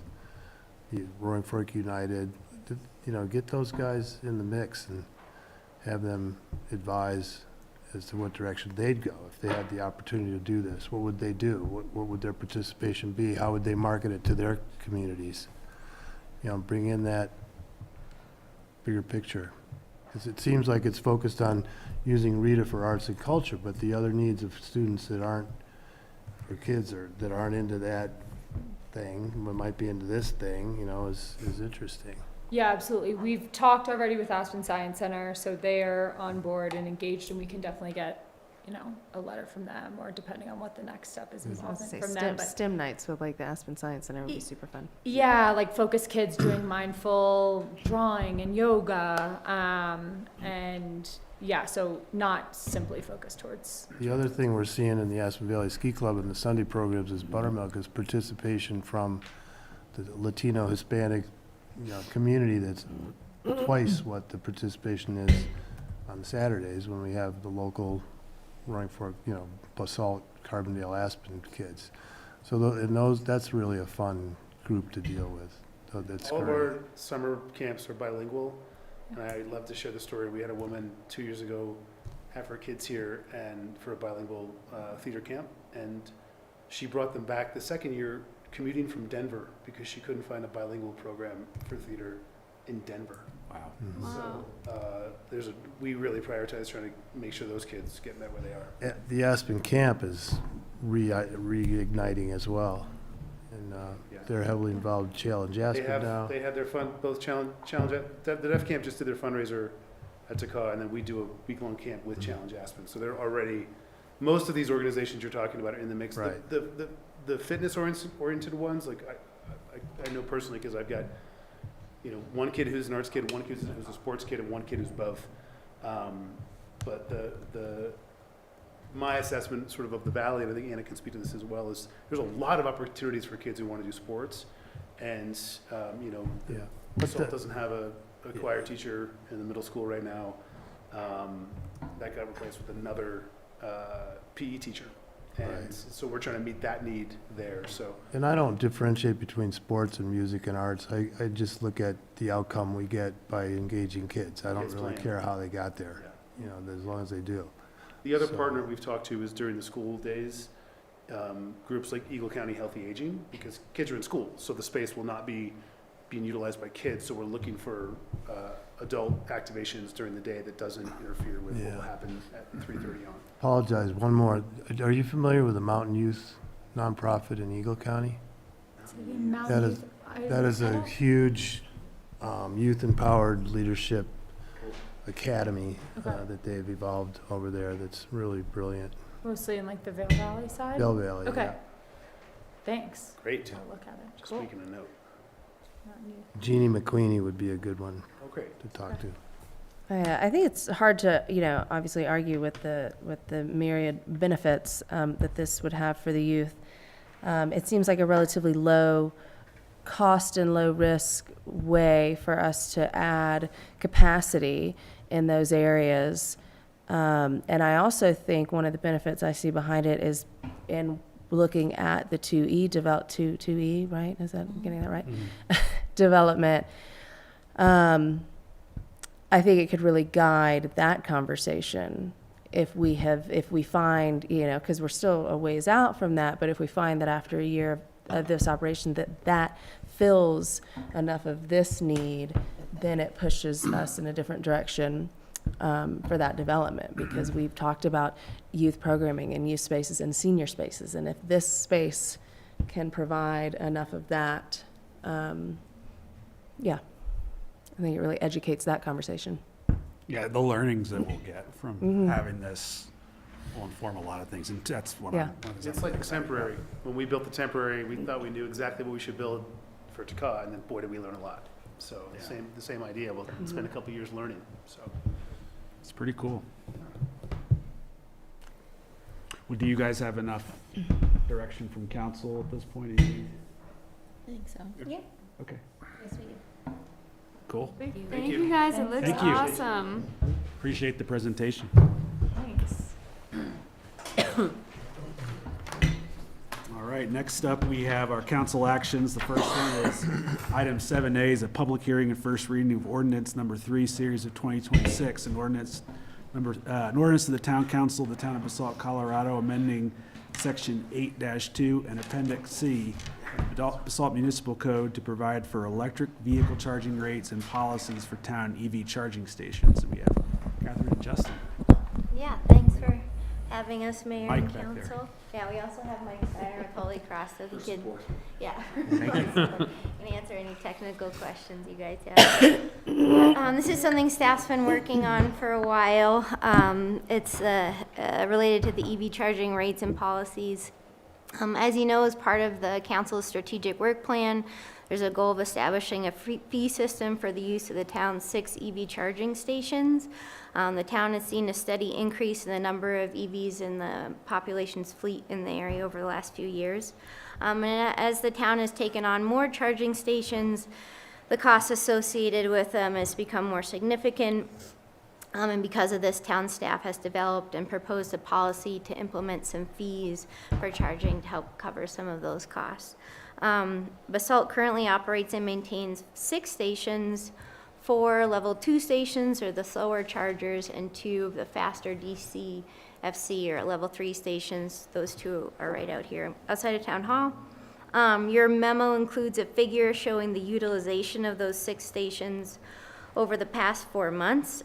Staff used those metrics to create a pricing strategy that is designed to offset both utility costs, processing and software costs, as well as the maintenance costs associated with these things. Any remaining annual balance could be used for unforeseen repairs, future investment in EV infrastructure, or just general reinvestment in the town. A summary of the estimated revenue and cost for the program can be seen in your packet as Table 1, and I'm happy to expand on that if you have questions. And this summary does not include the revenue that we might see from what we're calling overstay fees. And I'll explain those in a moment. The proposed base fee for the cost for EV charging would be, as proposed, it's 15 cents per kilowatt hour for a level 2 and 40 cents per kilowatt hour for a level 3. And then, as I mentioned, additionally, the chargers would be allowed a grace period of 15 minutes after the charging is complete, and then after that, a 25 cent a minute overstay fee would be charged. That's to encourage turnover and get more people, or get the chargers available to folks to use. The overstay fee would not be applied between 10 p.m. and 6 a.m. Moving forward, town staff will continue to monitor these fees. We do expect some reduction in general use of the charger stations, as people don't have free charging anymore. In our cost assumptions, we assumed a 40% reduction once this gets implemented, but we'll keep a close eye on how the program's running, and should there be reason for adjustment moving forward, we'll come back in front of you to do so.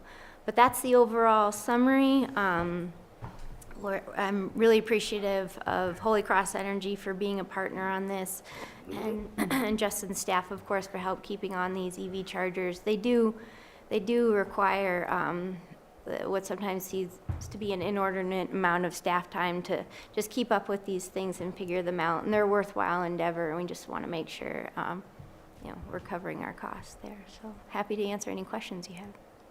One question I had when I was reading this was the overstay fee not being going in for the night for the level 3, because typically, like the level 3, you come in, you hit that thing, you're there for an hour maybe, and then get on your way.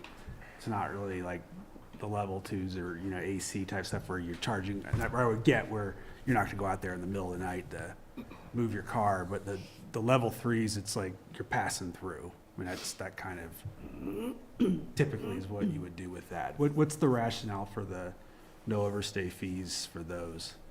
Well, I don't know that we wanted to differentiate one from the other. I think being here longer hours, there are folks that live in relative proximity to those, and you don't need to come out in your pajamas and unplug them. I mean, I do think there's some local use of those, but if that's something you'd like to adjust, I think that we'd be open to that. I don't know if I would pick it apart now, but I mean, it's like I just wonder, just the behavior with those fast DC chargers. It's like you're passing through. I mean, I don't. It's not even really good for the battery to do that kind of charging on the regular, supposedly. Maybe it's just a different fee schedule, and I'm coming at it from a slightly different approach, less so about preservation of the battery. But if there are people that live nearby that just use these as their chargers, I'm not entirely sure it is fair, honestly, that the taxpayers are paying for their private vehicle charging all the time. I don't love the idea of that. I love the idea of incentivizing people to get electric cars, and I think that was probably the idea behind getting these and providing them for free in the first place. But that doesn't. I don't love that. So maybe it's just a different fee schedule, right? So if from 10 p.m. to 8 a.m., it's maybe not 25 cents a minute, but there's some nominal charge for, paying for the electrons going into that vehicle. They're not, it's just for sitting. For sitting. It's not for charging. Not for charging. It's just, you're sitting there plugged in, your battery's full, you're just taking up the parking spot. So the use case is, for that, you plug it in, it takes about an hour to charge. Meanwhile, you've gone to bed, and somebody else may want to use the charger because they're trying to drive from Aspen to Grand Junction and they need a fast charge. Yeah, but you're sleeping on the fast charger. I also think that shouldn't happen. Yeah, that's the level 2 I kind of get because that's a different use case. It should be available to the public. But the level 3, we should get on your way so other people can use it on their trip. In my mind. Okay. There's no overnight parking during snow removal. Yeah, that's some 3 to 6. Yep. Okay. So your preference would be, just to be clear, that you would like the overstay charge to be 24 hours a day for the fast chargers? Is that what I'm hearing? Yeah, I think so, unless people want to do it for all of them. I think at least for the level 3s. Yeah, Just because of the length of time the level 2 could take, that's a little bit trickier.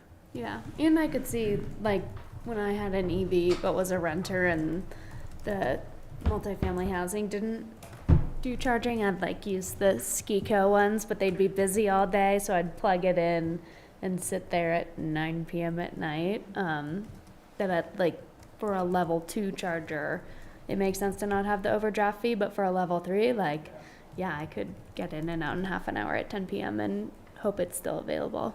I know it's kind of a nit, but this just jumped out when I was reading. I mean, this project is basically knit. All it is knits. I appreciate all of you guys.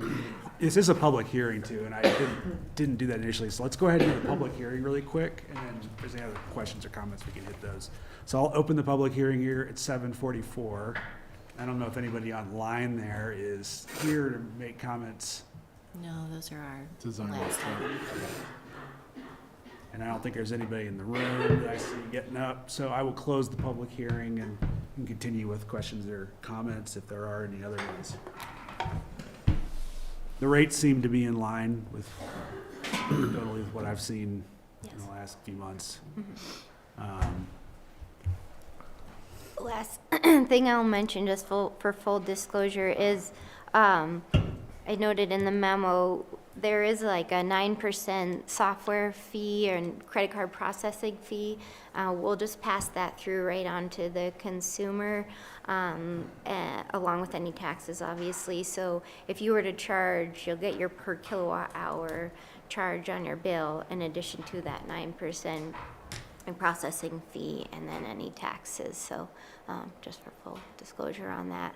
I mean, for example, in Pickens County, they do 60 cents an hour or 60 cents a kilowatt hour for their charging, but they let me know that there's likely a slightly higher because they just bake in that 9% where this, whomever is using, that will just be a direct fee rather than us trying to guess on those associated fees, if that makes sense. Cool. And so you're going to use those card readers that are already on there and just kind of activate them with the merchant services. Yes, that's right. And on from a timing standpoint, I checked in with our maintenance person and the fellow that's helping us with all this. And in the public process, this would be effective March 19th, and that's a reasonable timeline for him to get the system up and running prior to that effective date. Cool. Any other questions or comments? Otherwise, I'd entertain a motion. Mayor, I move that the town council approve ordinance number 3, series of 2026 on first reading and continue and set the public hearing and second reading for February 24th, 2026. Second. Is that with the amendment on the level 3 chargers to have the overnight fee? I read one of these. You hop in. This is me being helpful. Yes, that's what the amendment about the fast With the chargers. amendment, cool. Second for that. Second. All right. It's been moved and seconded. We don't have, I can do a voice vote for this, right? Yep. Yeah. All those in favor, please signify by saying aye. Aye. Aye. Thank you. Thank you. Appreciate all the toil that I know this has been No, it's a good the last few exercise. months. Okay, last item is item 7B, which is a public hearing and first reading of ordinance number 4, series of 2026. Ordinance to the Town Council of the Town of Basalt, Colorado, approving code amendments to the Town Code, amending Section 16-4 definitions, Section 1622 district regulations, Section 1631 supplemental requirements for R4 mixed density residential zone district, Section 1665 plan unit developments, approval of procedures, Article 19 housing mitigation, and additional Article 23, Chapter 16 accessory dwelling units. James and Michelle. That's a long title.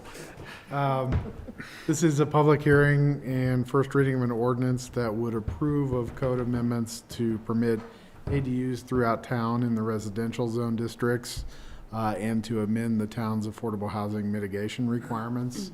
As just a bit of background, Economic and Planning Systems, EPS, completed the town's housing needs assessment in 2024. And amongst the policy recommendations were that the town consider creating an ADU incentive program, as well as allowing ADUs throughout town. The needs assessment also recommended considering code amendments to the affordable housing mitigation requirements. And so the town contracted with Design Workshop and EPS to establish the framework for the ADU incentive program, as well as to produce the code amendments on these topics. And so Design Workshop has proposed amendment language that's included in your ordinance. And we have Eric Krongold and Christian Weber from Design Workshop on the Zoom call to present the proposed amendments this evening. And so, Eric, I'll hand it off to you. Perfect. Thanks so much, James. Let me go ahead and share my screen. Sure. Okay, can everybody hear me okay? It's the screen all right? Yes, thank you. Perfect. Cool. Well, good evening, everybody. Eric Crongold, the Senior Assistant Design Workshop. I'm joined by my colleague, Christian Weber. So nice to see you all again. Excited to present really the fruition of our work over the last year and the last kind of piece of it. So, wanted to just quickly start out by summarizing our work to date as well as to where we are today. We started this project off about a year ago, really with kind of two pieces that ran in tandem. The first was a literature review, just to understand how other local and regional communities were dealing with the challenges of affordable housing in their towns, and what type of programs or implementation tools were they using to try to solve some of those challenges, really to provide some inspiration to us as to what we may be working elsewhere. While we did this work, we did a review of the existing land use code, really to identify regulatory barriers that we felt were preventing some of the recommendations from that affordable housing action plan that James mentioned. While we were working through this, we were working with EPS. They went into mitigation analysis, really to see where the town of Basalt stood relative to other communities in the North Valley and in Suffolk County and early on the western slope, to see where the town was with their mitigation requirements. All this work led to two primary products. The first was the deed restriction incentive program, voluntary deed restriction incentive program that we presented to you all, I believe it was last summer or early last fall, and the ADU incentive program framework, which was a framework to enable production of more ADUs in the community, and potentially some funding mechanisms to supplement costs, which I believe we shared with you all late last year. This work is really to bring that last bullet here, the ADU incentive program, to fruition. So we'll run through today's different code amendments coming out of that program framework, and then we feel like a better enable ADUs in the community. So I'll walk through high-level code red lines with you all now. The first change that first really major change that we did was to Chapter 16, Article 1. As the code was written today, there's no actual definition of ADU in that chapter. So we moved the definition of ADU to that chapter and updated it to be more like what we felt was realistic for this particular program. We also removed the attainable housing definition from the definition section just there was some confusion, and we relocated the community housing definition to a different section just because there was again some confusion with having the co-located. In Chapter 2, Chapter 16, Article 2, Section 16.22, we added ADUs in as permissible uses in all residential districts.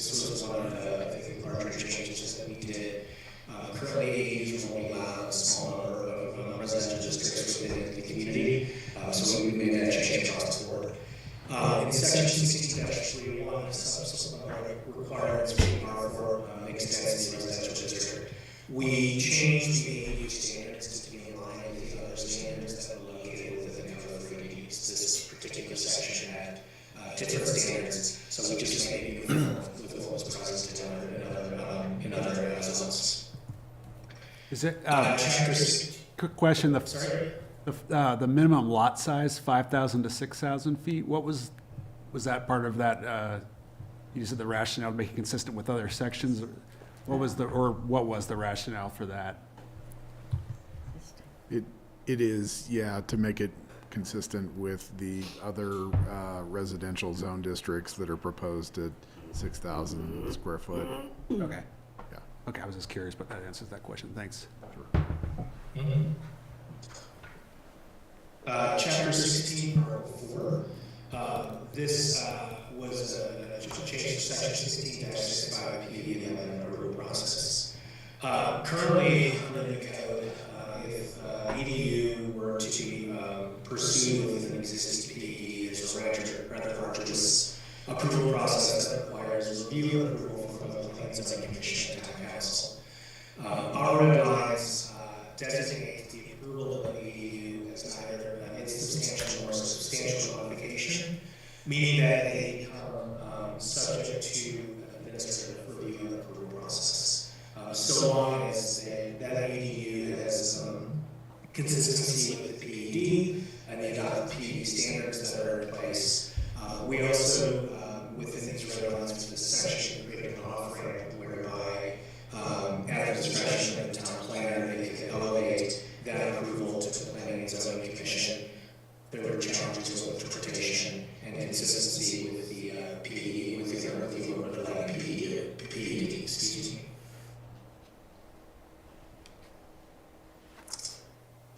In chapter 16, article 19, section 16-412 housing mitigation definitions. This is where we remove the ADU definitions where it was originally and moved them to section 1 definitions. Section 16-416. This section, the next section I'll discuss in the next slide, were really the outcomes of EPS's work, and these sections dealt with the residential inclusionary requirements. Currently within the code, for the community housing requirement requires 25% of total net square feet for residential development and 28% of total residential units for housing mitigation.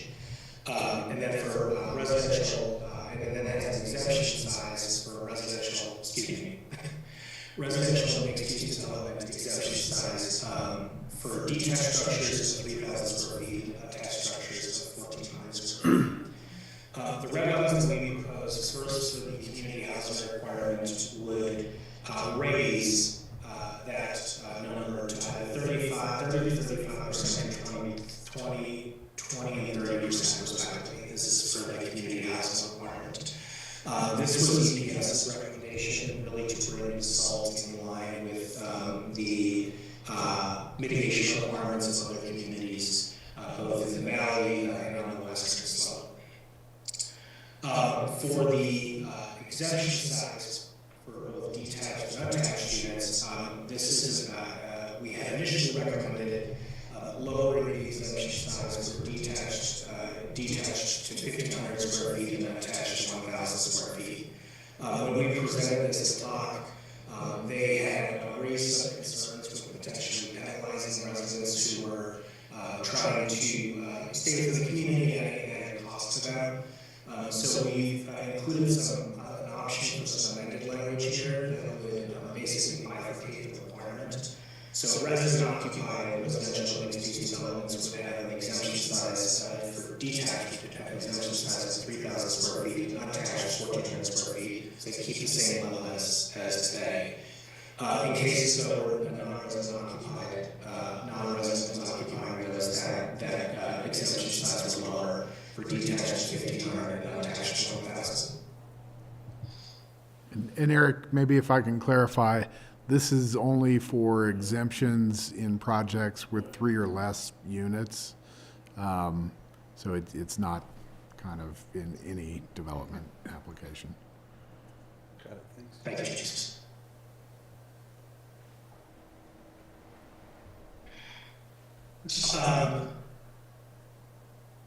Oops, sorry. Oh, sorry, I was just hearing feedback. The next edit, the next vote on came to section 16-417 commercial length requirements. This is the other area where EPS's recommendation, EPS's recommendations are coming through. The first, under the current conditions, the new commercial development mitigation requirement is 15% of all noise generated. The new deed-restricted commercial development mitigation requirement is 10% of all noise generated. And then for mixed-use projects, only the inclusionary housing requirement, only the higher of the two would apply. Our guidelines are to increase that new commercial development mitigation requirement 30%, and for new deed-restricted commercial development to increase that to 15% new noise generated. And where before it was one of the higher, changing it to both, both the inclusionary housing requirement and the commercial linkage requirement apply to projects. And again, from EPS's review, this is really to bring this all in line with what many other communities are doing related to mitigation. So those were the primary guidelines to the existing code. One of the other things that we did as part of this work was to create a new AD code section. They're really looking to create a comprehensive go-to place for anything related to ADUs and make it a bit easier to understand the requirements of the code. With our work, we wanted to be very clear what an ADU was and what an ADU wasn't, both for detached and attached ADUs. We wanted to create an lane for allowed non-residential districts and PDs. We wanted to make it simpler for approval. And we wanted to create a framework if and when the town did establish a grant revolving program, which we spoke with you all last year about, really to set that framework in place. So if that did ever come to fruition, that the code would be able to support that.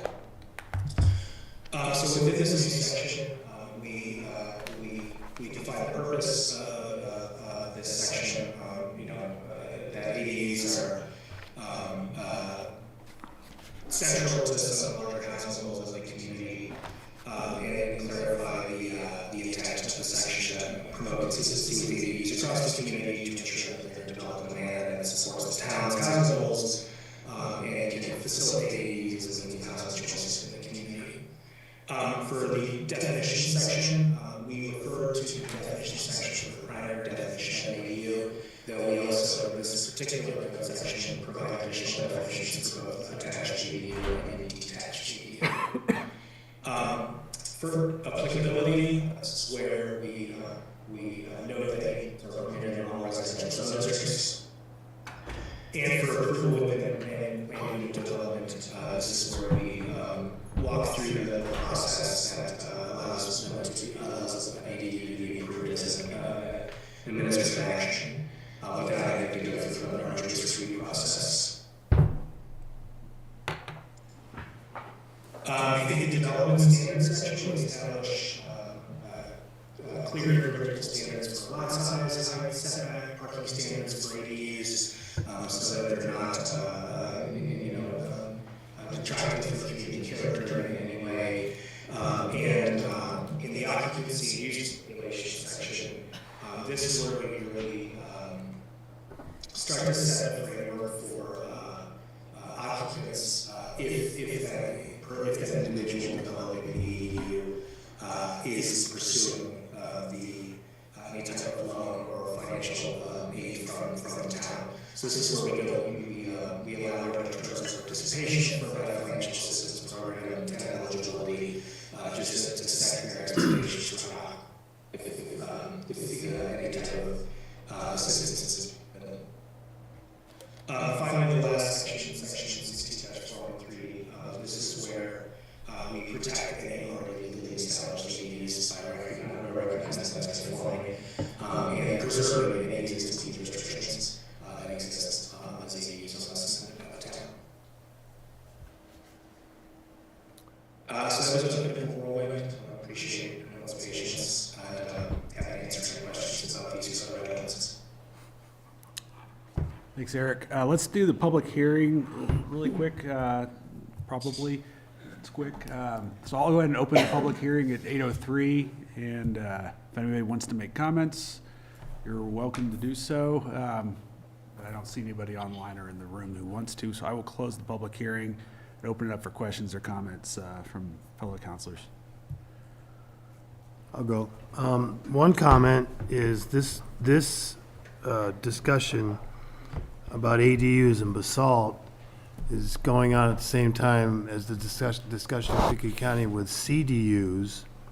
And that was kind of a discussion point at the last meeting with the Growth Advisory Committee was, and CDUs is up in Pitkin is definitely being defined as a caretaker sort of occupancy. It doesn't even have to be occupied. ADU, for me, means a different use. So they proposed what they called an implementation matrix so that they could overlay Basalt's ADU, Eagle County's CDU, ADU, whatever it is, and Pickett County's CDU, and see how congruent they actually were and across jurisdictions. And I think that it's interesting, EPS has done the same study that DWI's guys just mentioned, and DWI is the lead on the master plan for Pickett County. So it's not in their scope of work, but it did come up in the discussion that, and Pickett County's not to the point of changing their code yet, but here we are in the first reading to adopt a code amendment. So we're slightly ahead. But it's really interesting to see the contrast between the philosophy behind the CDU and the ADU, and what that does to, and then the different areas of development that are allowed to have CDUs in Pickett County. And one of them that's a little restrictive is the resort area zone versus the adjacent residential zone versus the rural and remote, or remote or rural would be an additional 1,500 square feet to a maximum house size. So it's pretty interesting to see how that crosses over into each jurisdiction. And it's just something that was one of the bigger conversations during that meeting, was around this whole process of allowing people to have, bonus square footage at some level. Thanks, Rick. Anyone else?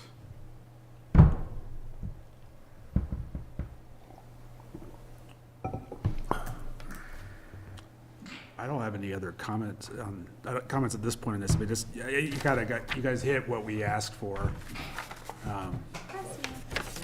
Let's see, I don't know where that came from, but,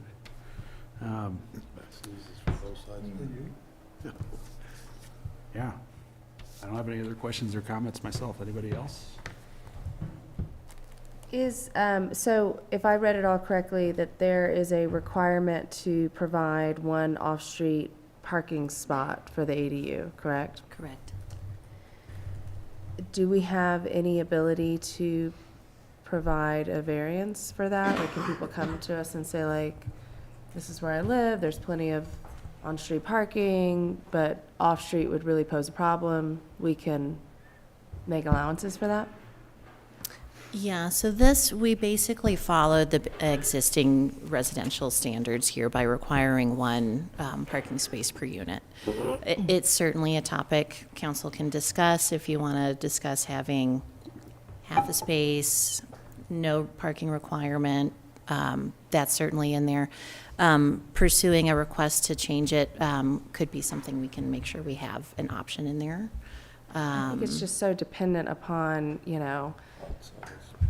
layout of the lot. well, and where you are, right? You look at the Hill District, and there's not a whole lot of on-street parking, so I'm like, well, it does kind of make sense that you need to provide a spot for that person, but then you look at, Elk Run or Willits, where there is more on-street parking, and you're like, well, do they really have to? I think it's just dependent, so I think having that optionality to come before council or staff or whatever and ask for a variance. I support that.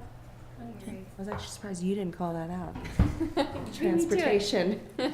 Do we need more parking? So that ability is not currently baked into the ordinance, so if you wanted to provide that ability, you'd need to amend the ordinance in your motion. So they couldn't just come to council and say, it was a variance that there's no process for that in the current ordinance, I guess. There isn't, and honestly, the way that most of this is written is so that someone who eventually gets their covenants, because remember, there's this other layer. Oh, yeah. They get their covenants adjusted to allow them to have an ADU. The goal, frankly, is for them not to have to come and get council approval. So we can work on what that could look like to do that administratively, unless you'd like that to be a council decision. No, I don't necessarily think that, at least personally, that council needs to decide it. I just would hate for that to be the requirement that keeps somebody from pursuing an ADU because they simply don't have the ability to offer that off-street parking spot if there is plenty of on-street parking available in their area. Yeah. Yeah, we could look at that. I mean, the code does have a variance process for generally, but you need to show that you have an undue hardship that wasn't self-created, and that probably is not going to apply. You're talking more about, well, is this really needed? And so maybe there's a path for that. I might suggest that it include, maybe it would include some kind of public hearing process, because you're going to hear it from your neighbors, whether or not there's there's adequate on-street parking or not. And so, having some kind of public notice and maybe another level of review might be the way to handle that. Mm-hmm. That's probably wise, and we can see how much it's actually generated in the long run. I mean, I can't imagine it'd be that much, but I think it's a good point that we should have that flexibility. So if there's the ability to have adequate parking, but not quite in the way, it's in there that there's a kind of a release valve so we can get ADUs built. You could have it that it's preferred to have a parking space per unit versus required. We can noodle on this and bring this back for the next reading, too. Yeah, I was going to say, so maybe for today, unless there's other issues, that you could approve it on first reading with some direction to explore options for parking to bring back on. Yeah, I just think, the whole point of this, right, is to lower the bar to make it easier for people to build ADUs. And so if that truly is the goal, to make them more attainable from the town's perspective, that was one hurdle that I saw that would still prohibit people from being able to build them or have them. But then I also see, Jeff's point about the neighbors, right? It's like, if then all of a sudden, let's say the HOAs just go gangbusters and everybody's allowing them, then there's just cars everywhere, and I get that too. Yeah, it needs to be that balance where people can have their voice in the process. The question too is, covenants usually change once a year at an annual meeting. Do we have any idea of how to market this to existing boards and say, listen, we're trying to incentivize this program, can you please assist if someone comes in, or is that the applicant's responsibility to kind of push that through their homeowners association? And what kind of support can we lend to someone that wants to do that and So the pursue way the opportunity? Sure. So the way we have this set up now is that if we make it allowed by zoning, that's one hurdle removed. The team has written draft language that any HOA can use to modify their covenants, so that's another hurdle removed. We are happy to advertise it to the HOAs, but I think that's as far as we want to put the risk for the town. Can we change it to as opposed to a covenant, a rule? Because rules can be changed by the HOA board, in The issue is there's covenants. a lot of covenants that don't currently permit, or conversely, they prohibit ADUs. Okay. So those are private covenants, and Yeah. you know, that we can't locally just overrule those, so it'd be, they'd have to go through that owner approval process to amend their declarations. 50% or whatever it is. Yeah, or 67, depending.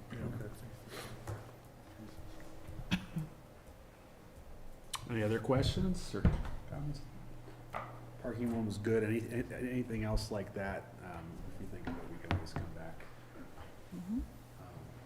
Second read, I guess, but otherwise I'd entertain a motion.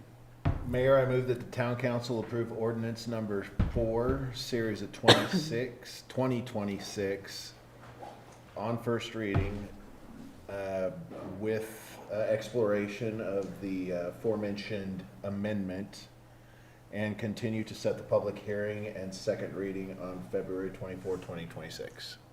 Second. It's been moved and seconded. All those in favor, please signify by saying aye. Aye. Cool. Thanks. This is a good milestone. Yay! Yeah. Appreciate it. Nailed it, Dieter. Running all of that extra. With Should've that, stumbled I just will out of adjourn the meeting. solidarity. Thanks a lot. See you next time. I like that we're bringing back the gavel.